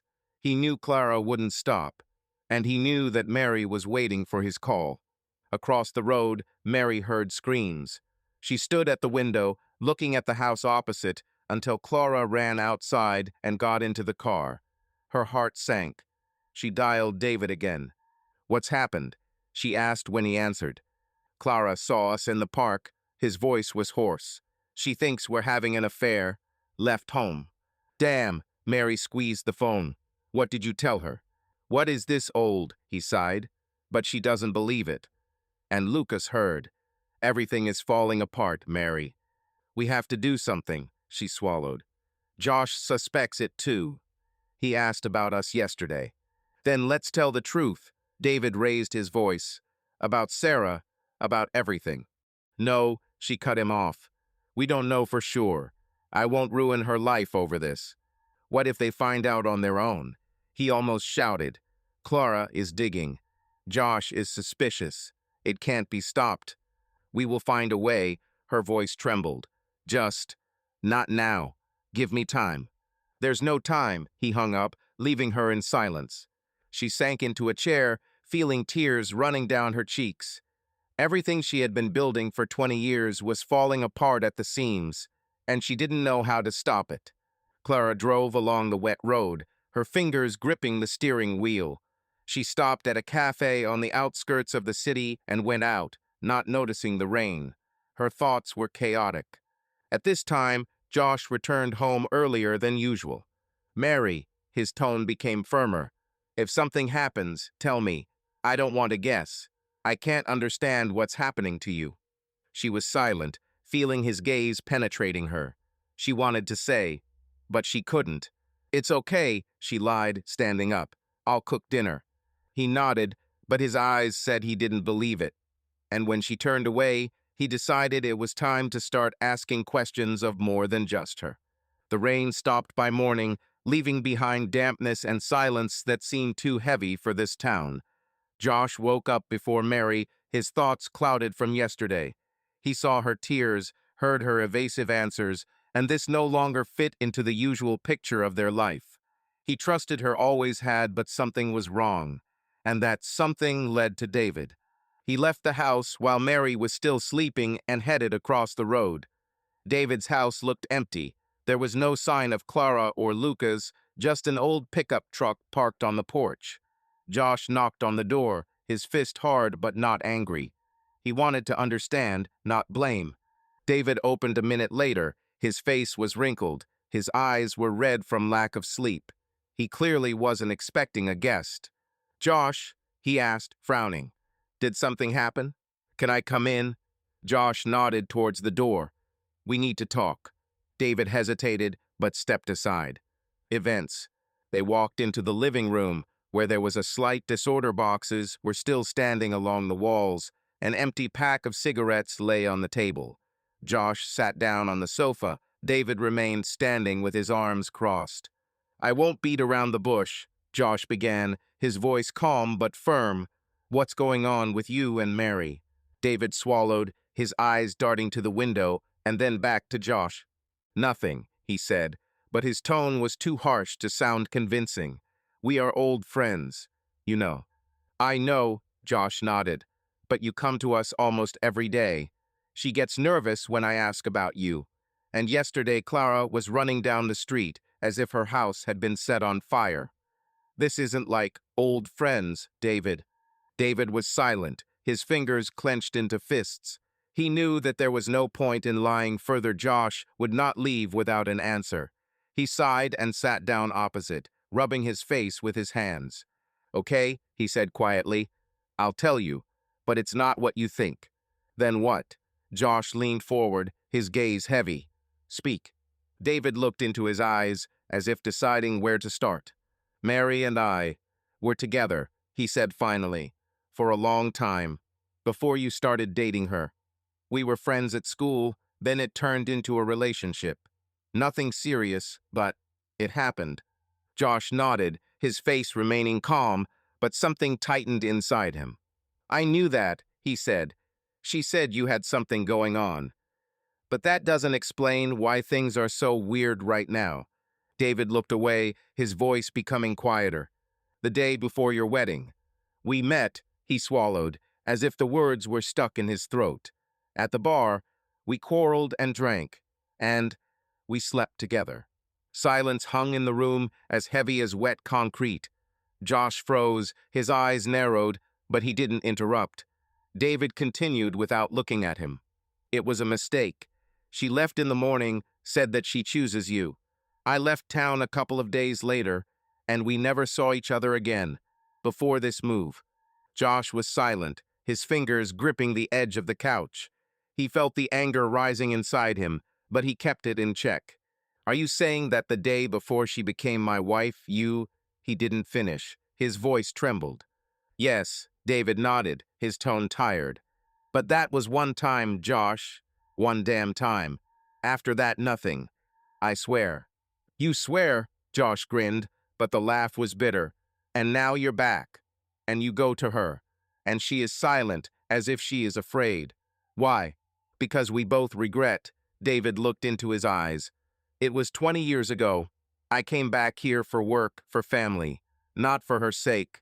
But when I saw her, everything came up. We talked about it and tried to figure out how to move on. But there's nothing between us, Josh. Nothing now. And Clara? Josh narrowed his eyes. She thinks differently. I saw her run out yesterday. What does she know? She saw us in the park, David sighed. We were just talking. She decided that we were having an affair. I tried to explain, but she doesn't believe me. Left home yesterday. Josh nodded, his gaze growing colder. Do you understand what this looks like? He asked. My wife, your house is opposite, your secret meetings, and you say it's just the past. This is the past. David raised his voice. I don't sleep with her. I don't run after her. We're just stuck in it. I didn't want it to happen like this. And I didn't want my wife to lie to me. Josh stood up, his voice becoming harsher. She knew I would ask. And she was silent. Why? Because he's afraid. David also stood up, looking into his eyes. He's afraid that you won't forgive. It was her mistake, Josh. And mine. But she chose you. All these years you. Josh was silent, looking at him. His mind struggled with feelings, anger, pain, but also a strange relief that the truth had finally come out. If you hadn't come back, I would never have known, he said quietly. Maybe, David nodded. But I'm here, and she's here, and we can't undo it. No, Josh stepped towards the door. But I can decide what to do about it. Josh, David stopped him. I am not your enemy, and she does too. It was a long time ago. A long time ago, Josh looked at him. His eyes were dark. But it's still here, and I have to live with it. He left without looking back. David remained standing, feeling the silence pressing on him. He knew he had opened Pandora's box, and he knew that now everything depended on what Josh did. Josh returned home, his steps heavy. Mary was in the kitchen, stirring coffee. She looked up, noticing his face. "You're early," she said, her voice soft but worried. "Did something happen?" "I was at David's." He sat down at the table, looking into her eyes. He told me everything. Her hand trembled and coffee spilled on the table. "What? What did he say?" she asked, her voice becoming a whisper. "About that night," Josh said calmly, but every word was like a blow. "Before our wedding. When you got laid." Mary froze, her face turning pale. She opened her mouth, but the words stuck. "Josh, she began, but he raised his hand. "No need," he said. "I don't want excuses. I want to know why you were silent." "Because I was afraid." She clenched her hands, her eyes filled with tears. "It was a mistake. One night, I chose you. Always you." "But you didn't say." His voice trembled. 20 years, Mary. You carried it inside yourself and remained silent." "I didn't want to hurt you." She stepped towards him, but he moved away. "And now I've wounded you." He stood up, looking at her. "I need time. I don't know what to do with this." He went into the living room, leaving her alone. She sank into a chair, covering her face with her hands. The truth has come out, and she didn't know if Josh could forgive her. Across the street, David looked out the window, seeing the lights in Mary's kitchen go out. He knew what he had done, but he didn't want to make things even more confusing. The morning came gray and cold, as if reflecting the mood in Mary and Josh's house. After yesterday's conversation, Josh went to bed in the guest room, leaving Mary alone in their bedroom. She did not sleep almost all night, replaying his words in her head, his gaze calm but full of pain. He knew about that night with David, and this knowledge now stood between them like a wall. But the worst thing was that she herself did not know the whole truth. What if David is right? What if Sarah isn't Josh's daughter? This thought gnawed at her like rust, and by morning she made up her mind. Mary sat in the kitchen, looking at her empty teacup. Josh left for work silently, without even looking at her, and Sarah was still sleeping upstairs. She knew she had to act quickly and quietly. A DNA test is the only way to know for sure. She couldn't tell Josh, not now, when he was barely containing his anger, and she certainly couldn't go to David. This was her burden, and she would bear it alone. She stood up, picked up her bag, and walked quietly into Sarah's bathroom. There on the shelf was her toothbrush, enough to take a sample. Mary wrapped the brush in a bag with trembling hands, feeling like a thief in her own home. Then she went into the guest room, where Josh left his old baseball cap. It could also be used. She put both items in her bag and left the house, trying not to think about what she was doing. At a local clinic, she found a laboratory that offered anonymous DNA tests. The woman behind the counter accepted the samples without question, only clarifying. "Results in 3 days. Should I call you or send you an email?" "By mail." Mary pursed her lips, holding out the cash. "And please don't tell anyone." Of course, the woman nodded, and Mary left, feeling her heart pounding in her chest. She didn't know what she was more afraid of, the truth, or that Josh would find out about what she had done, but it was too late to retreat. Meanwhile, Sarah and Lucas agreed to meet at the pond in the evening. The day passed in tension, for both the house was quiet, but this silence was worse than screams. They sat on a bench, looking at the water, where the last rays of the sunset were reflected. Sarah kicked a pebble, her face thoughtful. "Is everything strange at your home too?" she asked without looking at Lucas. "Yeah," he nodded, leaning back. "Mom left yesterday and hasn't returned yet. Dad is silent, as if I annoy him. And you?" "Dad's sleeping in the guest room," Sarah sighed. "Yesterday she and her mother quarreled. I heard through the door. It's because of your father." "Mine?" Lucas turned to her, his eyebrows raised. "In terms of?" "They were arguing about the fact that he and my mother had an affair." Sarah shrugged. Her voice was even, but there was confusion in it. "A long time ago, before I was born. I don't understand why this is a problem now." Lucas frowned at her. "Wait," he said slowly. "My dad and your mom. What, were they dating?" "Looks like it," Sarah nodded. "I heard Dad say something about the night before the wedding." She and her mother were not yet married, but he was angry, as if it happened yesterday. "Damn." Lucas rubbed his temples. My mother also screamed about some woman. This is probably about your mom. She thinks her dad is cheating on her now. But that was 100 years ago. Sarah looked at him, her eyes full of bewilderment. Why are they all so crazy? It's in the past. I don't know. Lucas shrugged. Maybe they are hiding something. My dad looked like he was sentenced yesterday. And Mom. She left, as if he had betrayed her. My mom is weird too, Sarah frowned. Yesterday I was silent all day, and this morning I went somewhere with a bag. I asked where, but she waved me off. They fell silent, looking at the water. Their friendship had been their refuge from all this chaos, but now even that seemed threatened. It's like a stupid TV series, Lucas finally said, trying to make a joke. Old novels, quarrels, secrets, just no popcorn. Yeah, Sarah chuckled, but the smile came out weak. But I don't want to be in this series. I like my dad, and Mom, and you. And you to me, he nodded, looking at her. It's not our fault what they did there. No, she squeezed his hand, as she always did when she was worried. We're just friends, and I don't want it to go bad. It won't spoil, Lucas squeezed her fingers in response. Let them figure it out themselves.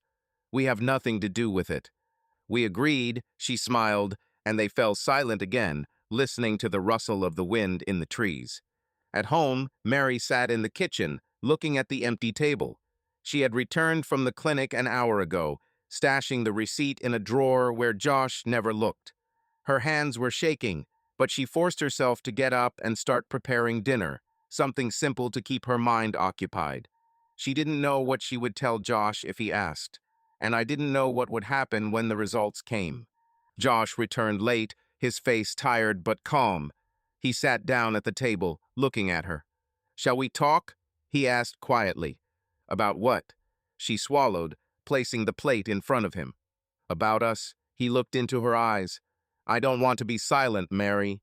You lied to me, but I don't want to lose you. Josh, her voice trembled, and she sat down opposite him. I didn't want to. It was one night. I chose you.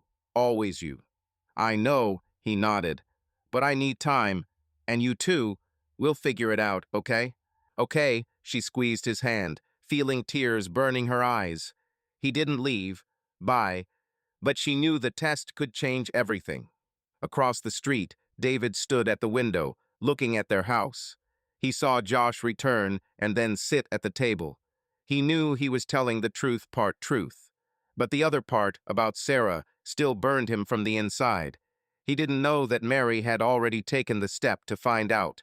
And I didn't know that Clara, sitting in a motel on the edge of town, was also making her own plans.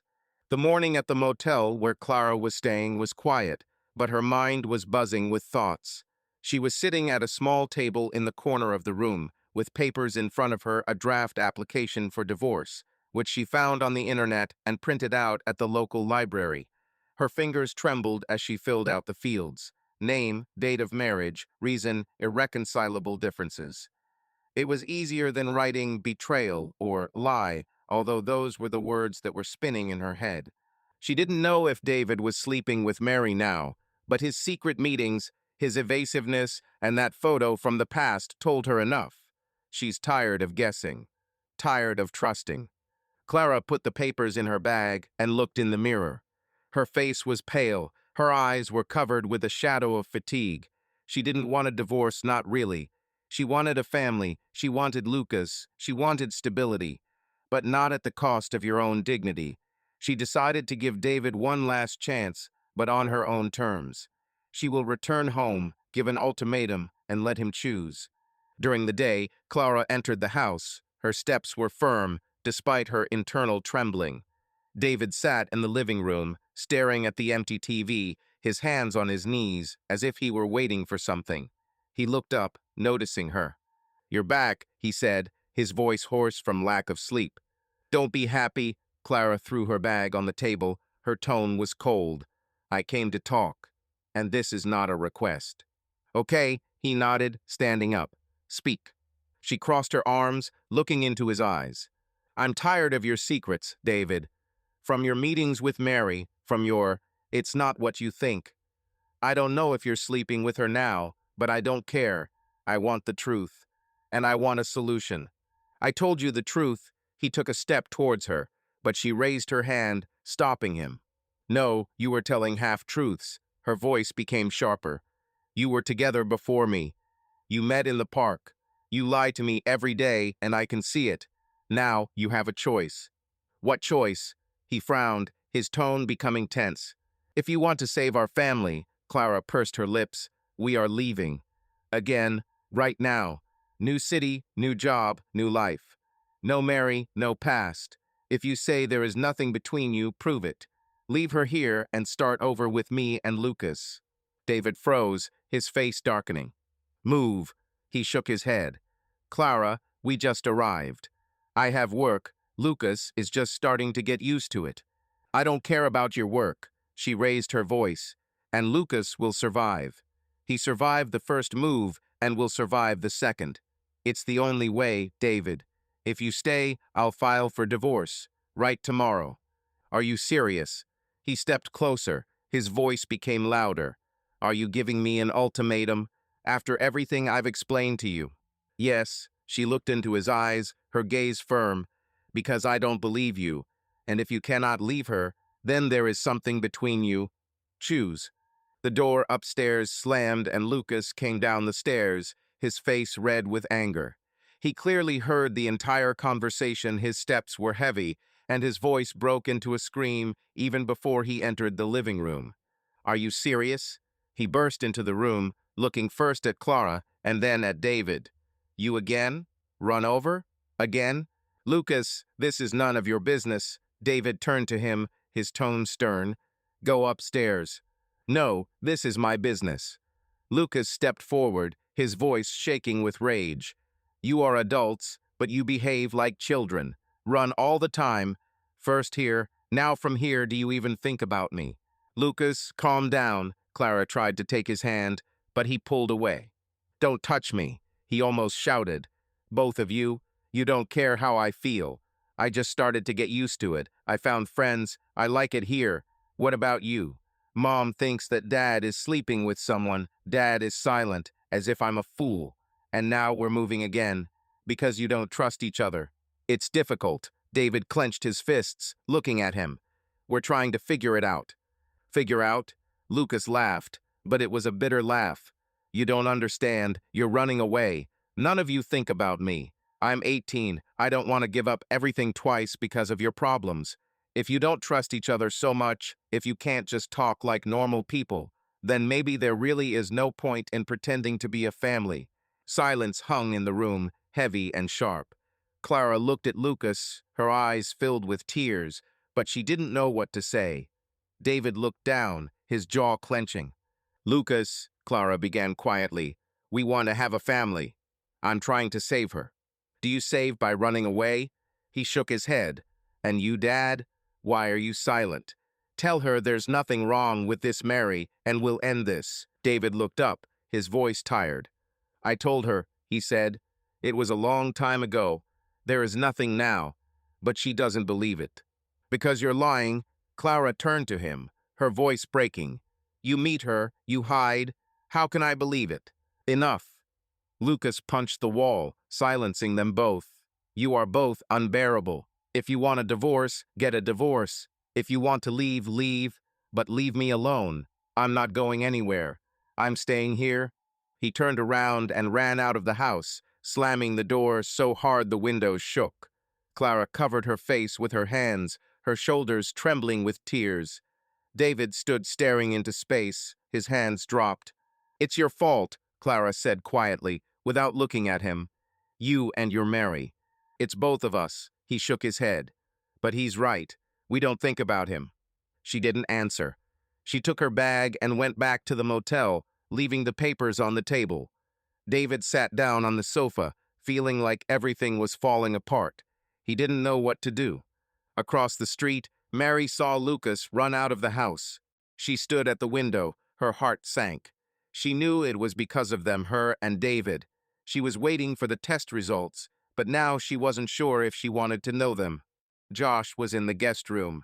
Their marriage was hanging by a thread, and she was afraid that the truth about Sarah would end it completely. The day dragged on slowly, as if time had decided to give Josh a break so he could process everything that had befallen him. He sat in the guest room, which he now called his own, on an old leather chair that creaked with every movement. He held a mug of cooled coffee in his hands, but did not drink. He simply looked at the black surface, where the dim light of the lamp was reflected. The house was quiet, too quiet. Mary was busy in the kitchen, Sarah went for a walk, and he was left alone with his thoughts. And these thoughts were heavy, like stones that he did not know where to put. He loved Mary.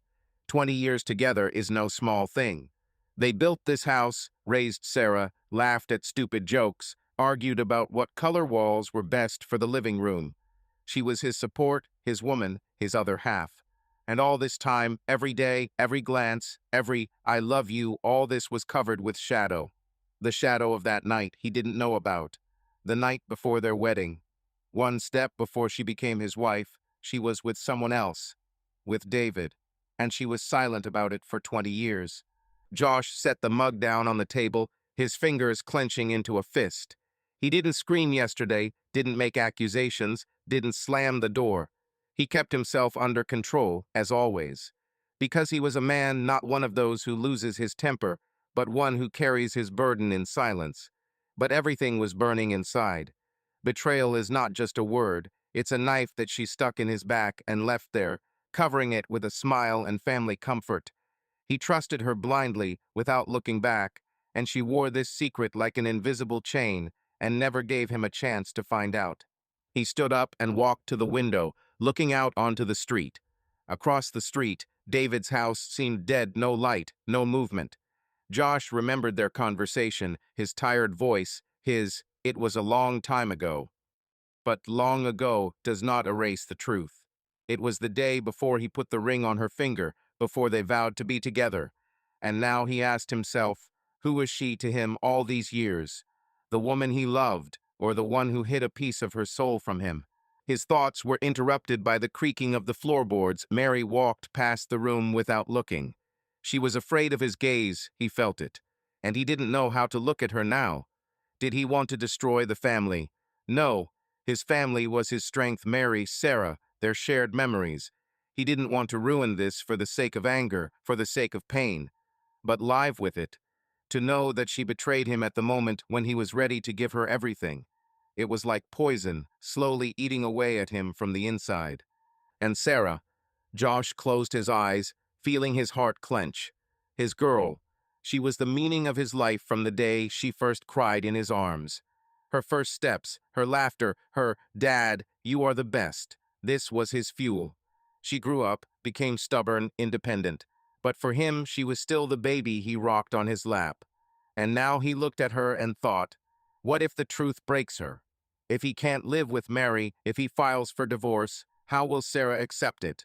She is not little, yes, she is 18, but can she understand his pain? Forgive your mother, or hate him for not being able to stay. He returned to the chair, sinking into it with a heavy sigh. He wanted to scream, punch the walls, drive this pain out. But he sat silently, as always, because he was a man who controlled himself, because he loved his daughter more than he hated his wife's betrayal, and because he didn't know how to live with it anymore. Josh remembered their wedding, her smile, her white dress, her "I do." He then looked at her and thought that he had found his destiny.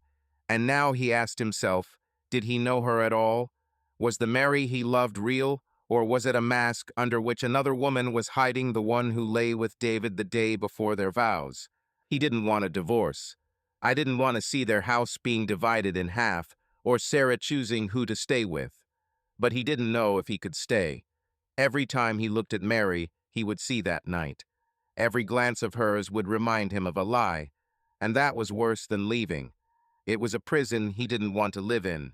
He stood up, went to the chest of drawers, and took out an old photograph of him, Mary and Sarah on the beach, 10 years ago.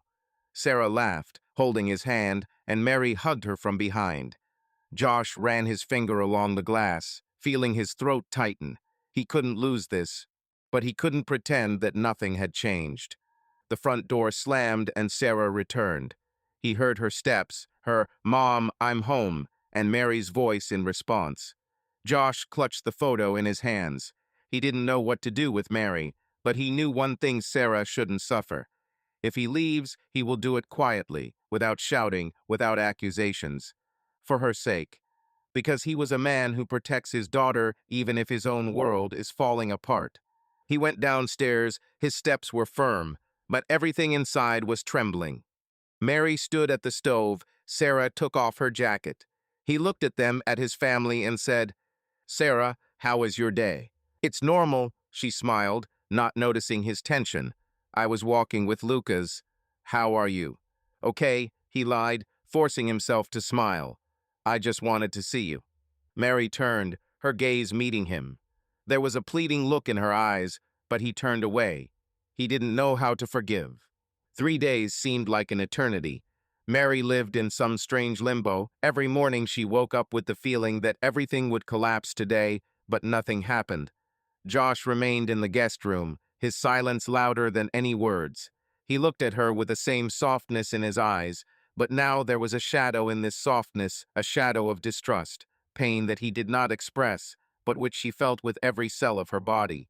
Sarah, as always, was in her own world. Her friendship with Lucas grew stronger, and every time she went for a walk, Mary felt her heart clench with fear. She waited for the test results, like a condemned man waiting for execution, not knowing whether she wanted to know the truth or feared it more than anything else. The morning of the fourth day began with the usual silence. Josh left for work, leaving a short "see you in the evening." Sarah was still sleeping, and Mary was left alone with a cup of cold tea in her hands. She was sitting at the kitchen table, looking out the window, when the mailman walked down the street and put an envelope in their mailbox. Her breathing hitched. She knew what it was. She was waiting for this, and I still wasn't ready. Mary stepped out onto the porch, her steps slow, as if she could delay the inevitable. The envelope was simple, white, without unnecessary writing, just her name and address, printed in small print. She returned to the house, closed the door, and leaned back against it, clutching the paper in her hands. Her fingers trembled as she tore the edge and pulled out the sheet. A few lines of text, as dry as a medical report, but every word hit her like a hammer. DNA results: 0% chance of relationship between Sample 1 Joshua Miller and Sample 2 Sarah Miller. Mary froze, her gaze frozen on these words. 0%. Josh is not Sarah's father. She read the line again and again, as if she could make the numbers change. But they remained the same, cold, irrefutable. Her legs gave way, and she slowly sank to the floor, clutching the sheet to her chest. Everything she had built for 20 years, her marriage, her family, her lies, collapsed in that moment. Sarah was David's daughter. She always knew it, somewhere deep down, but she refused to admit it. And now the truth lay in front of her, black and white, and there was no turning back. She sat there for a long time until she heard Sarah's footsteps on the stairs. Mary quickly stood up, tucking the paper into her apron pocket, and forced herself to smile as her daughter entered the kitchen. "Good morning," she said, her voice hoarse, but Sarah didn't notice. "Morning," Sarah yawned, opening the refrigerator. "I'm going to the park with Lucas today, okay?" "Okay," Mary nodded, her smile forced, just not too late. "Mom, I'm always on time." Sarah rolled her eyes, grabbed an apple, and left, leaving a casual bye. Mary looked after her, feeling tears burning her eyes. Her girl, David's daughter, and she didn't know how to tell her this, how to tell Josh, how to live with this further. She spent the day in a kind of daze, mechanically doing things: washing dishes, washing clothes, baking a cake that no one would eat. Her mind was empty, but inside everything was screaming. She couldn't remain silent any longer. For 20 years she hid the truth, was afraid of it, and ran away from it. But she caught up with her, and it ruined everything. Her marriage was hanging by a thread. Sarah was one step away from finding out, and Josh deserved to know. He was her husband, her support, the man who loved her despite her shadows. And she betrayed him not only that night, but every day when she remained silent. When Josh returned home, Mary was waiting for him in the living room. She was sitting on the sofa, the results sheet laying on the table in front of her, her hands clasped so tightly that her knuckles were white. He walked in, threw the keys on the shelf, and froze when he noticed her face. "What's happened?" he asked. His voice was tired, but there was anxiety in it. "Sit down," she said quietly, nodding to the chair opposite. "We need to talk." He sat down, his gaze fell on the sheet, but he did not take it, just looked at her. "Oh my God, this can't be true. Is this what I'm thinking?" he asked, his tone even but tense. "Yes," Mary swallowed, her eyes filling with tears. "I took a test. DNA. Sarah, she's not your daughter." The silence in the room became so thick that it could be cut with a knife. Josh looked at her. His face didn't change, but something broke in his eyes. He slowly took the sheet, ran his eyes over the lines, and his fingers squeezed the paper so that it crumpled. "Not mine," he repeated quietly. "It was that night, Josh, before the wedding. I didn't know. I thought it was you. I wanted it to be you. But now I know for sure." He was silent, looking at the sheet. His breathing was heavy, but he did not shout or make accusations. He just sat there like a statue until tears began to flow down her cheeks. "Why did you take the test?" he asked finally, his voice hoarse. "Because I was afraid." She looked up, her eyes red. David returned and everything came to light. Lucas and Sarah began to communicate. I didn't want to believe it, but I had to know. And now I can't lie anymore. You deserve the truth, Josh. All these years I was afraid to take responsibility for that night. I thought that I could bury her, that she would not catch up with us. But she caught up, and I can't hide anymore. He nodded, his gaze blank. 20 years, he said quietly. You raised her like my daughter. I loved her like my own. And now you say it's a lie. Our whole life is a deception. It's not a lie, she shook her head, her voice trembling. You're her father, Josh. You've been with her since day one. You taught her to walk, read her stories, and took her to school.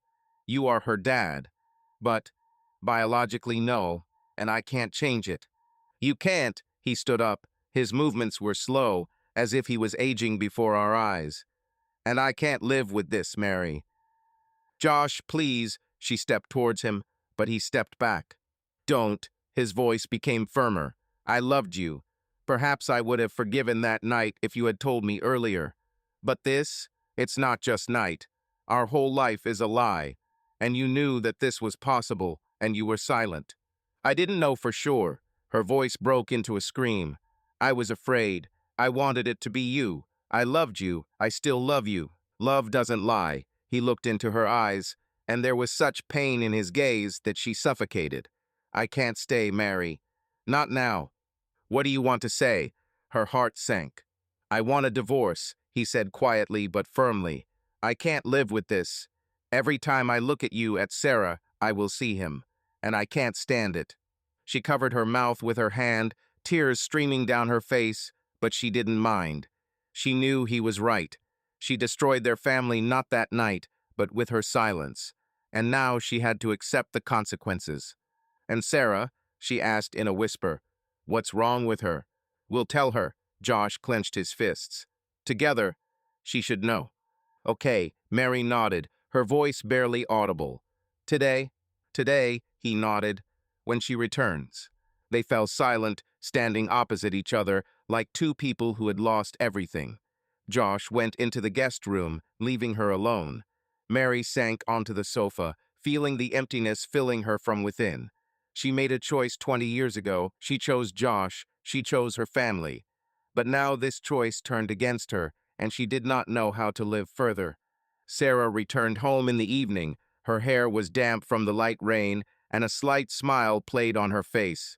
She dropped her backpack at the door and walked into the kitchen, where Mary and Josh were already waiting for her at the table. Dinner was simple fried chicken, potatoes, salad, but no one touched the food. Sarah froze when she noticed their faces. Did something happen? She asked, her smile slowly fading. Sit down, honey. Mary pointed to a chair, her voice trembling. We need to talk. Sarah sat up, her gaze darting between them. You're getting a divorce, right? She asked quietly. I heard you quarreling. Is it because of what happened with that guy? Not really. Josh cleared his throat, his tone even but tense. It's more complicated, Sarah. We want to tell you the truth. All. What is the truth? She frowned, her hands clenching in her lap. Mary swallowed, her eyes filled with tears, but she forced herself to speak.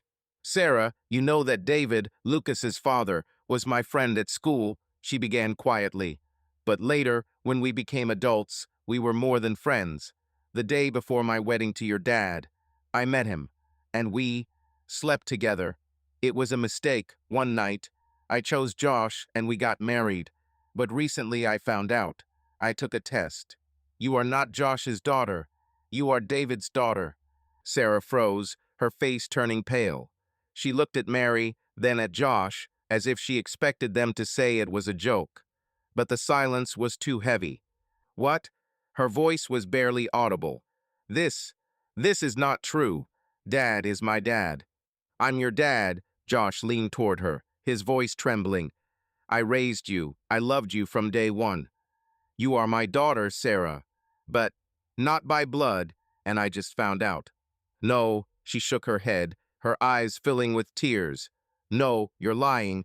This can't be true. It's true. Mary extended her hand to her, but Sarah recoiled. Did you lie to me? Her voice broke into a scream.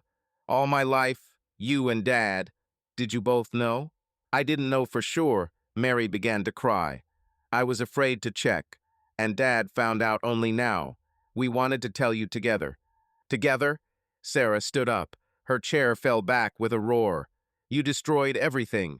You slept with some guy, and now you say that my dad is not my dad. Who am I then? Whose am I? You're ours. Josh stood up, his voice firm. You are my daughter, Sarah. Nothing will change that, but we couldn't hide it from you. Couldn't. She laughed, but the laughter was hysterical. You could have been silent for 20 years, and now you suddenly decided to speak up? I don't want to hear it. I hate you both. She ran out of the kitchen, her steps thundering down the stairs. The door to her room slammed, and the click of the lock was heard. Mary covered her face with her hands, her shoulders shaking with sobs. Josh stood staring into space, his fists clenched. She won't forgive us, Mary said quietly, her voice full of pain. Maybe not, Josh sighed, but we have to give her time. She has a right to be angry. They fell silent, listening to the silence that was now saturated with their grief. Mary knew she had ruined everything, not just her marriage, but her daughter's world. And Josh, despite his calmness, was just as broken as she was. An hour later, the doorbell rang. Mary wiped her tears and went to open it, knowing who it could be. Lucas stood in the doorway, his face worried. Is Sarah home? He asked, shifting from foot to foot. She doesn't answer messages, and I heard her screaming on the phone. She's upstairs, Mary nodded, her voice hoarse. Locked herself in the room. We told her something. It's hard for her. What did they say? Lucas frowned, looking at her. Mary hesitated, but Josh walked out into the hallway, his gaze tired but firm. She found out that I'm not her father, he said quietly, and that David is her real father. It broke her. Lucas froze, his eyes widening. Wait, he said slowly. Does that mean she's my sister? Yes, Mary swallowed, looking at him. Half native. We just found out for sure.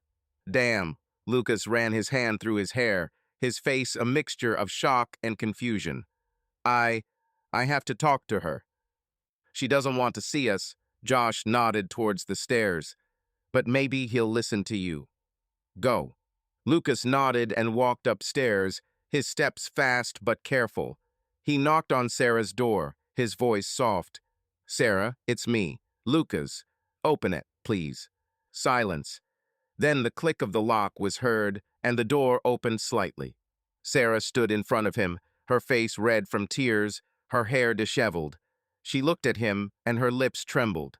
Did you know? She asked in a whisper.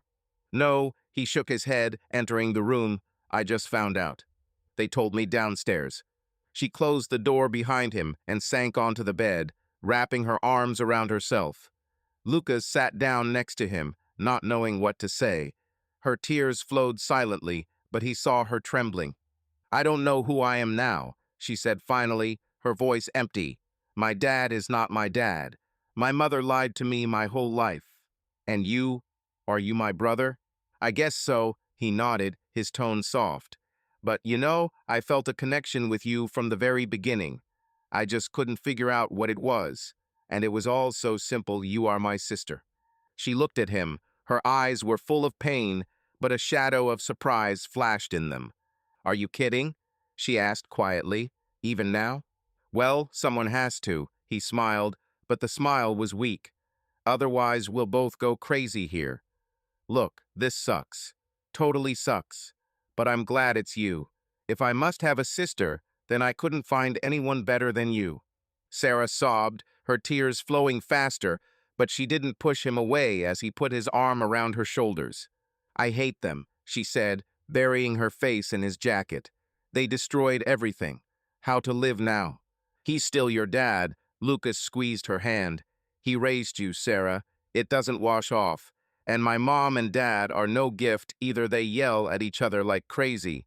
But you and I are not them. We can be better." "Better?" She looked up, her voice trembling. "How? I don't even know who I am now."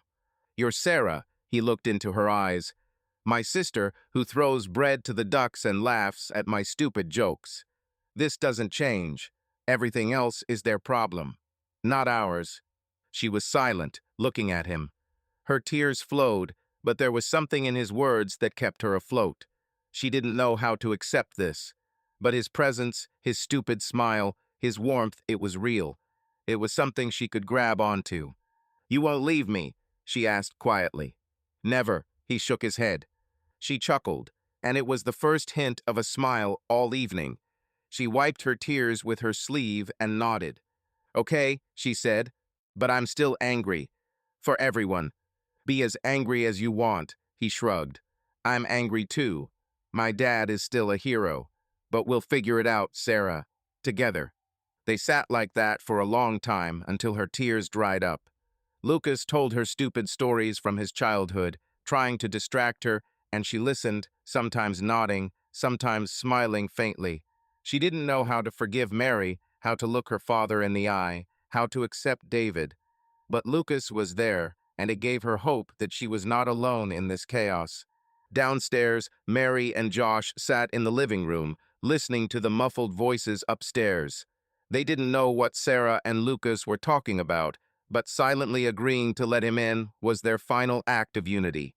"Can she handle it?" Mary asked quietly, her voice filled with guilt. "I don't know," Josh shook his head, "but she has him. This is already something." "What about us?"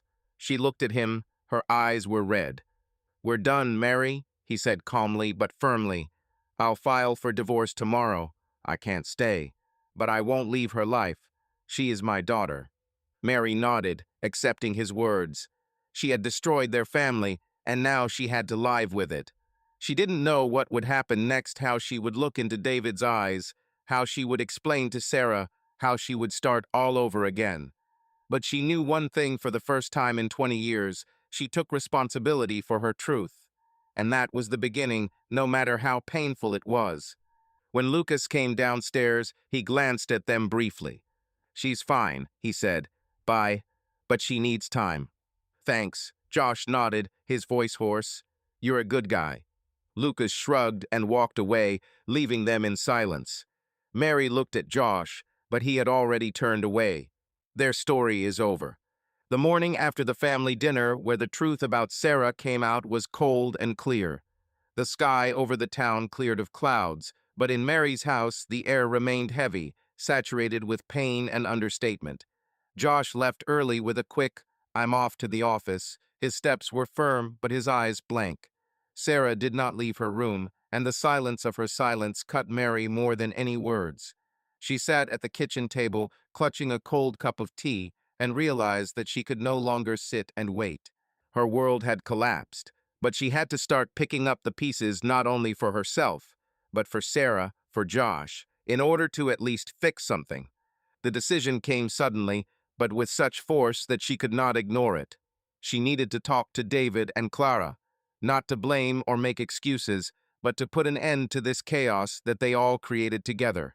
She knew that Clara had left home, but rumors spread quickly in the small town. Mrs. Henderson had whispered to her yesterday that she had seen Clara returning in the morning with a bag in her hands. So she was at home, and David too. This was her chance. Mary put on her coat, put the test results in her pocket, not as proof, but as a reminder to herself that she wouldn't lie again, and left the house. The street seemed foreign, although she had lived here all her life. The house opposite where David, Clara, and Lucas lived looked gloomy, as if he, too, was tired of their family storms. She knocked on the door, her hand shaking, but she forced herself to stand upright. David opened the door. His face was haggard, there were dark circles under his eyes, and he was holding a cigarette in his hands, which he immediately put out when he noticed it. "Mary?" His voice was hoarse, surprised. "What are you doing here?" "We need to talk," she said quietly but firmly. "With you and Clara. Is she at home?" "Yes," he nodded, stepping aside.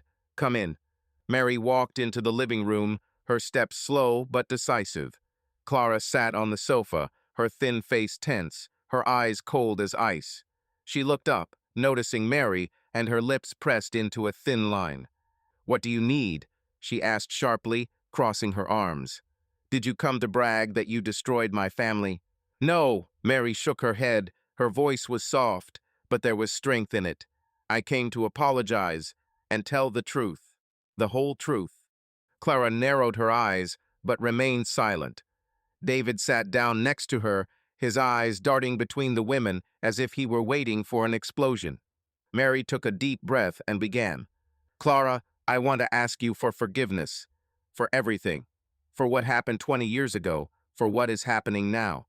There is nothing between me and David. There has been nothing for almost 20 years. That night before my wedding to Josh was a mistake. We both knew it, and I left. I chose Josh because I love him. All these years I loved only him. David didn't come back here for me, but for work, for you and Lucas. We talked to him, yes, but not because we were having an affair, but because the truth has caught up with us." "Is it true?" Clara grinned, but her voice trembled. "What is the truth? Why did you sleep with my husband? I already know that." "Not only that," Mary swallowed, her fingers gripping the hem of her coat. "Sarah is David's daughter. I took a test. Josh is not her father. I found out and told him yesterday. He wants a divorce. Sarah is shocked. She locked herself in the room and won't talk to us. Everything is falling apart, Clara, and I don't want it to ruin your family too." Clara froze, her eyes widening. She looked at David, then back at Mary, as if trying to comprehend what she had heard. "Sarah is your daughter?" she asked quietly, her voice full of disbelief. "And you knew?" "I suspected." Mary lowered her gaze, her voice becoming a whisper. "But I didn't want to believe it. I took a test to make sure, and now I can't hide anymore. I didn't come here to make excuses, but to let you know. Lucas and Sarah are brother and sister, and they should not suffer because of our mistakes." David was silent, his face tense. He looked at Mary, then at Clara, and a mixture of guilt and relief flashed in his eyes. "Clara," he said finally, his voice hoarse, "I'm not sleeping with Mary. I swear, everything that happened is in the past. I came back here for work for us. But when I saw her, yes, we talked. Because I suspected about Sarah, I couldn't remain silent." "Couldn't you remain silent?" Clara turned to him, her voice became louder. "And you lied to me. You ran to her, hid, and I was supposed to believe it's not what you think. Do you think I'm stupid?" "No," he shook his head. "I didn't mean to hurt you. I thought I could figure it out myself. But I was wrong. I'm sorry." Clara was silent, her gaze was heavy. She looked at Mary, then back at David, and weariness flashed in her eyes. "I'm tired," she said quietly. "Tired of suspecting, tired of being afraid. You say that there is nothing between you, but how can I believe? After everything?" "I understand." Mary stepped closer, her voice soft but sincere. "I'm not asking you to take my word for it, Clara. I ask you to give your family a chance. I destroyed mine not on purpose, but I did. Josh leaves, Sarah hates me. But you have a chance David didn't cheat on you. Clara swallowed, her eyes filled with tears, but she held them back. She remembered Lucas's screams, his anger, his words. Without trust, no family will work. He was right. She knew this, but her pain and fear drowned out everything. Lucas, she said quietly, he doesn't want to move. He wants to stay here. And I wanted to leave to get away from this. From you, she looked at David, but he won't let us run forever. Then we won't, David took her hand, his voice firm. I don't want to lose you, Clara. And Lucas, it's my fault I hid it. But I want to fix this. Clara was silent, looking at his hand in hers. Her fingers trembled, but she did not pull them away. We need a psychologist, she finally said, her voice tired but decisive. Family. We can't do it on our own. Too much pain, too many lies. If we want to stay together, we need to work through this. I agree, David nodded, his gaze becoming softer. I'll do whatever it takes. For your sake. For Lucas' sake. Mary stood silently, feeling tears burning her eyes. She saw how they looked at each other with the desire to try, and it was more than she could have hoped for herself. Thank you for listening, she said quietly. I didn't want to destroy your family. And I'll talk to Sarah. Let her decide for herself. Clara looked at her. Her voice was cold, but not so harsh. But if she comes, we won't push her away. Okay, Mary nodded. I'll go. Sorry again. And good luck to you. She turned to the door. Her steps were heavy, but there was a strange relief in her chest. She told the truth all, without concealment. She didn't know if Josh or Sarah would ever forgive her, but she took the step she had avoided for 20 years. When the door closed behind her, Clara and David were left alone. The silence was thick, but no longer so hostile. Do you really want to try? She asked quietly, looking into his eyes. Yes, he squeezed her hand. I love you, Clara. I didn't always show it, but I love it. And Lucas, we can handle it. She nodded, her lips twitching into a faint smile. Tomorrow. And let's tell Lucas that we're staying. Let's say, he smiled back, and for the first time in a long time there was hope in his voice. Mary returned home, her steps were slow. She knew that her own family had fallen apart, but in the chaos, she gave another a chance. And looking at the closed door of Sarah's room, she promised herself that she would do everything to correct her mistakes, even if it takes years. 5 years have passed since that cold morning when the truth about Sarah tore apart the thin fabric of their lives. The town remained the same ringing bells on Sundays, the same rustle of tires on wet asphalt after rain, the same dogs barking in the distance. But the people whose destinies were intertwined in those turbulent days have changed forever. Each of them found their own path, not always easy, not always happy, but their own. Mary stayed to live in the house she once built with Josh. After the divorce, he moved to a neighboring city where he found work in a small construction company and rented a modest apartment. The divorce was quiet. Without loud scenes, they both understood that they could not continue. Josh kept in touch with Sarah, visiting her on weekends, and over time their relationship repaired. He never married again, finding solace in work and occasional fishing trips with friends. His love for Sarah remained unchanged, and although he no longer called himself her father in the biological sense, he remained her dad in his heart. Mary saw it in his eyes when he came to visit Sarah, and each time her heart sank with gratitude and guilt. Mary was not looking for a new relationship. Her life revolved around her job. She got a job as a librarian at a local school and trying to connect with Sarah. The first years after the breakup were difficult. Sarah hardly spoke to her. She went to Josh for the whole summer, leaving Mary alone. But time and Mary's sincere efforts began to bear fruit. By the age of 23, Sarah began to thaw out, not completely, but enough to sometimes drop in on Mary for tea and talk about her life. Mary knew there might not be complete forgiveness, but these small steps were her redemption. Sarah left the town a year after that fateful night. She entered a university in a big city, Choosing the faculty of journalism, she always liked to dig into stories, search for the truth. Her friendship with Lucas remained strong despite the distance and the shock of their relationship. They called each other, corresponded, and sometimes met on vacation. Lucas became her rock, the brother she never expected to find, and together they laughed at the absurdity of their family drama. Sarah did not maintain a close relationship with David. He tried to establish contact, but she kept him at a distance, limiting herself to rare calls and formal holiday greetings. Her real family remained Josh and Lucas, and Mary was somewhere on the periphery, like a shadow of the past that she was learning to accept. David and Clara did not leave as they promised Lucas. They stayed in the town, choosing the difficult path of preserving their marriage. Family therapy became their salvation. Long hours of conversations, tears, and accusations gradually turned into understanding. They opened a small furniture repair shop. David did the crafts, Clara managed the business, and this gave them a common goal. Lucas, after finishing school, went to study as an engineer, but returned home for the holidays, glad that his parents had found a fragile but stable peace. He didn't blame them as much as before, realizing that their mistakes made him stronger. His connection with Sarah was an unexpected gift from fate, and he valued it more than he could express. Lucas and Sarah sometimes met in the park near the old oak tree when they were both in town. They sat on the same bench where they once fed the ducks and talked about everything about their dreams, about new people in their lives, about how strange their story had turned out. They didn't become closer to their parents in the traditional sense, but they found in each other a family that wasn't destroyed by the truth.